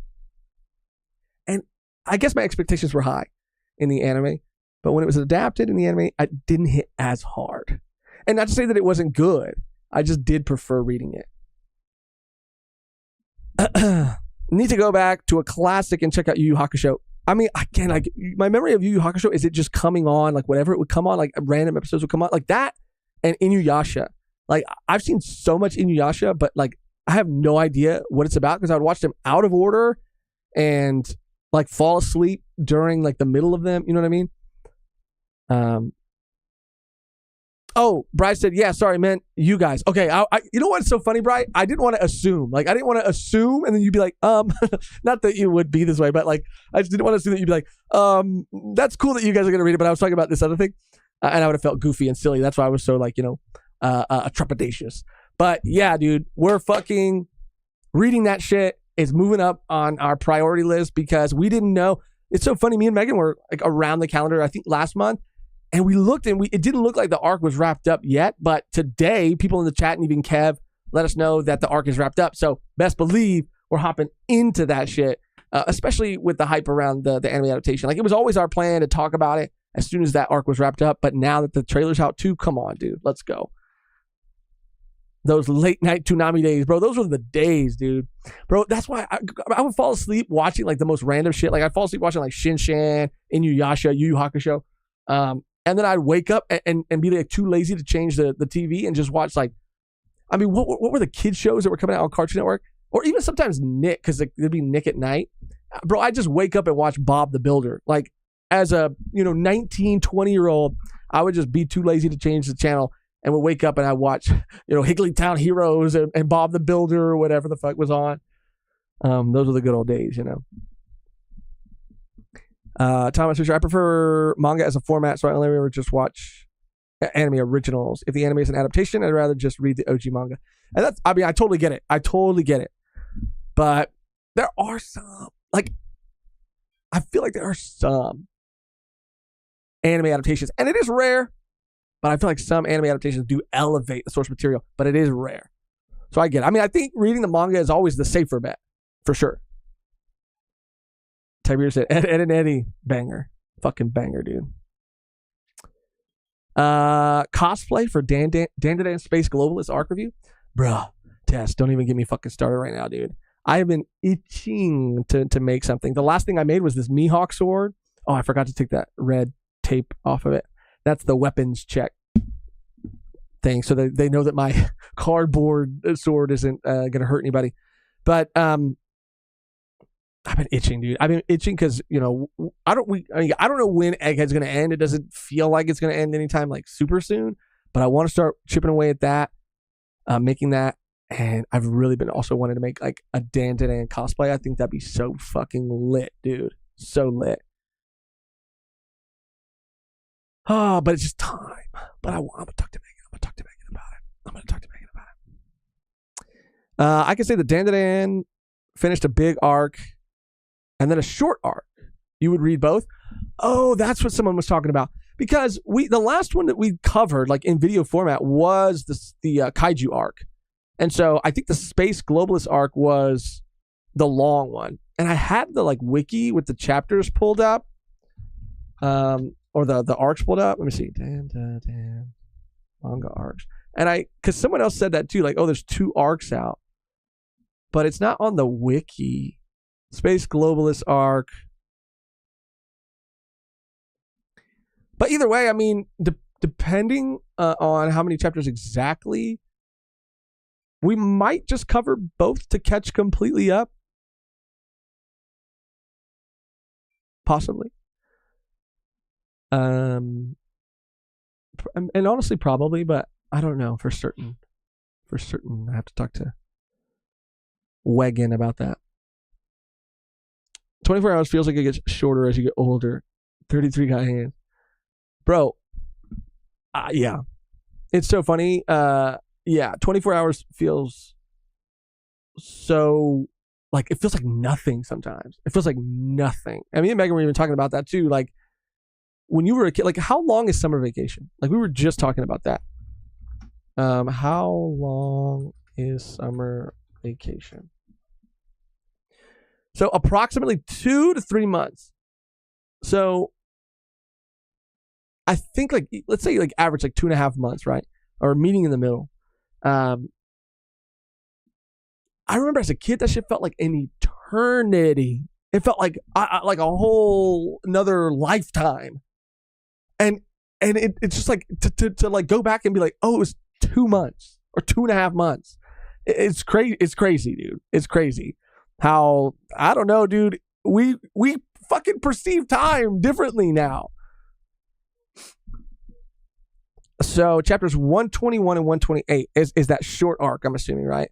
The Ombudsman arc is the mini one. 121 to 120. Oh, yeah. We'll do that. We can include that.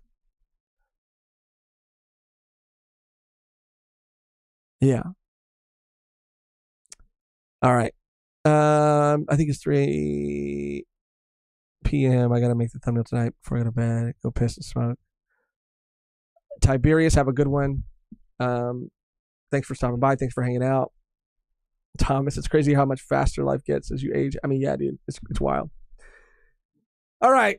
Well, guys, thank you so much, dude. I love talking to you guys. I mean, I could literally sit here and talk to you guys forever, but I need to be responsible, and there's some other things that I gotta get to. Tiberius, by the way, you caught up on JJK anime. We're one episode behind, and we'll probably watch it in the next day or two. But yeah, gotta wrap it up. If I don't wrap it up now, I'll never wrap it up. You guys are fucking amazing. This is the best community on YouTube. You guys mean the absolute fucking world to us. If you're a YouTube or Patreon member, stay tuned for that Volume 1 Extra. We kind of explain like what we're going to be doing in terms of like Patreon exclusive content. We're going to be changing some things up, hopefully adding more value to becoming a Patreon YouTube member. So be on the lookout for that. And yeah, we're talking about the new One Piece chapter tomorrow. And then we got a bunch of other stuff we're working on coming out with. I'm no good at goodbyes, but the only thing left to do now is to get out of here on our outro. That's always the same and never changes, which today is, I don't know. Can it be a Doctor Who one? Just today. Just for one day. Alonzi.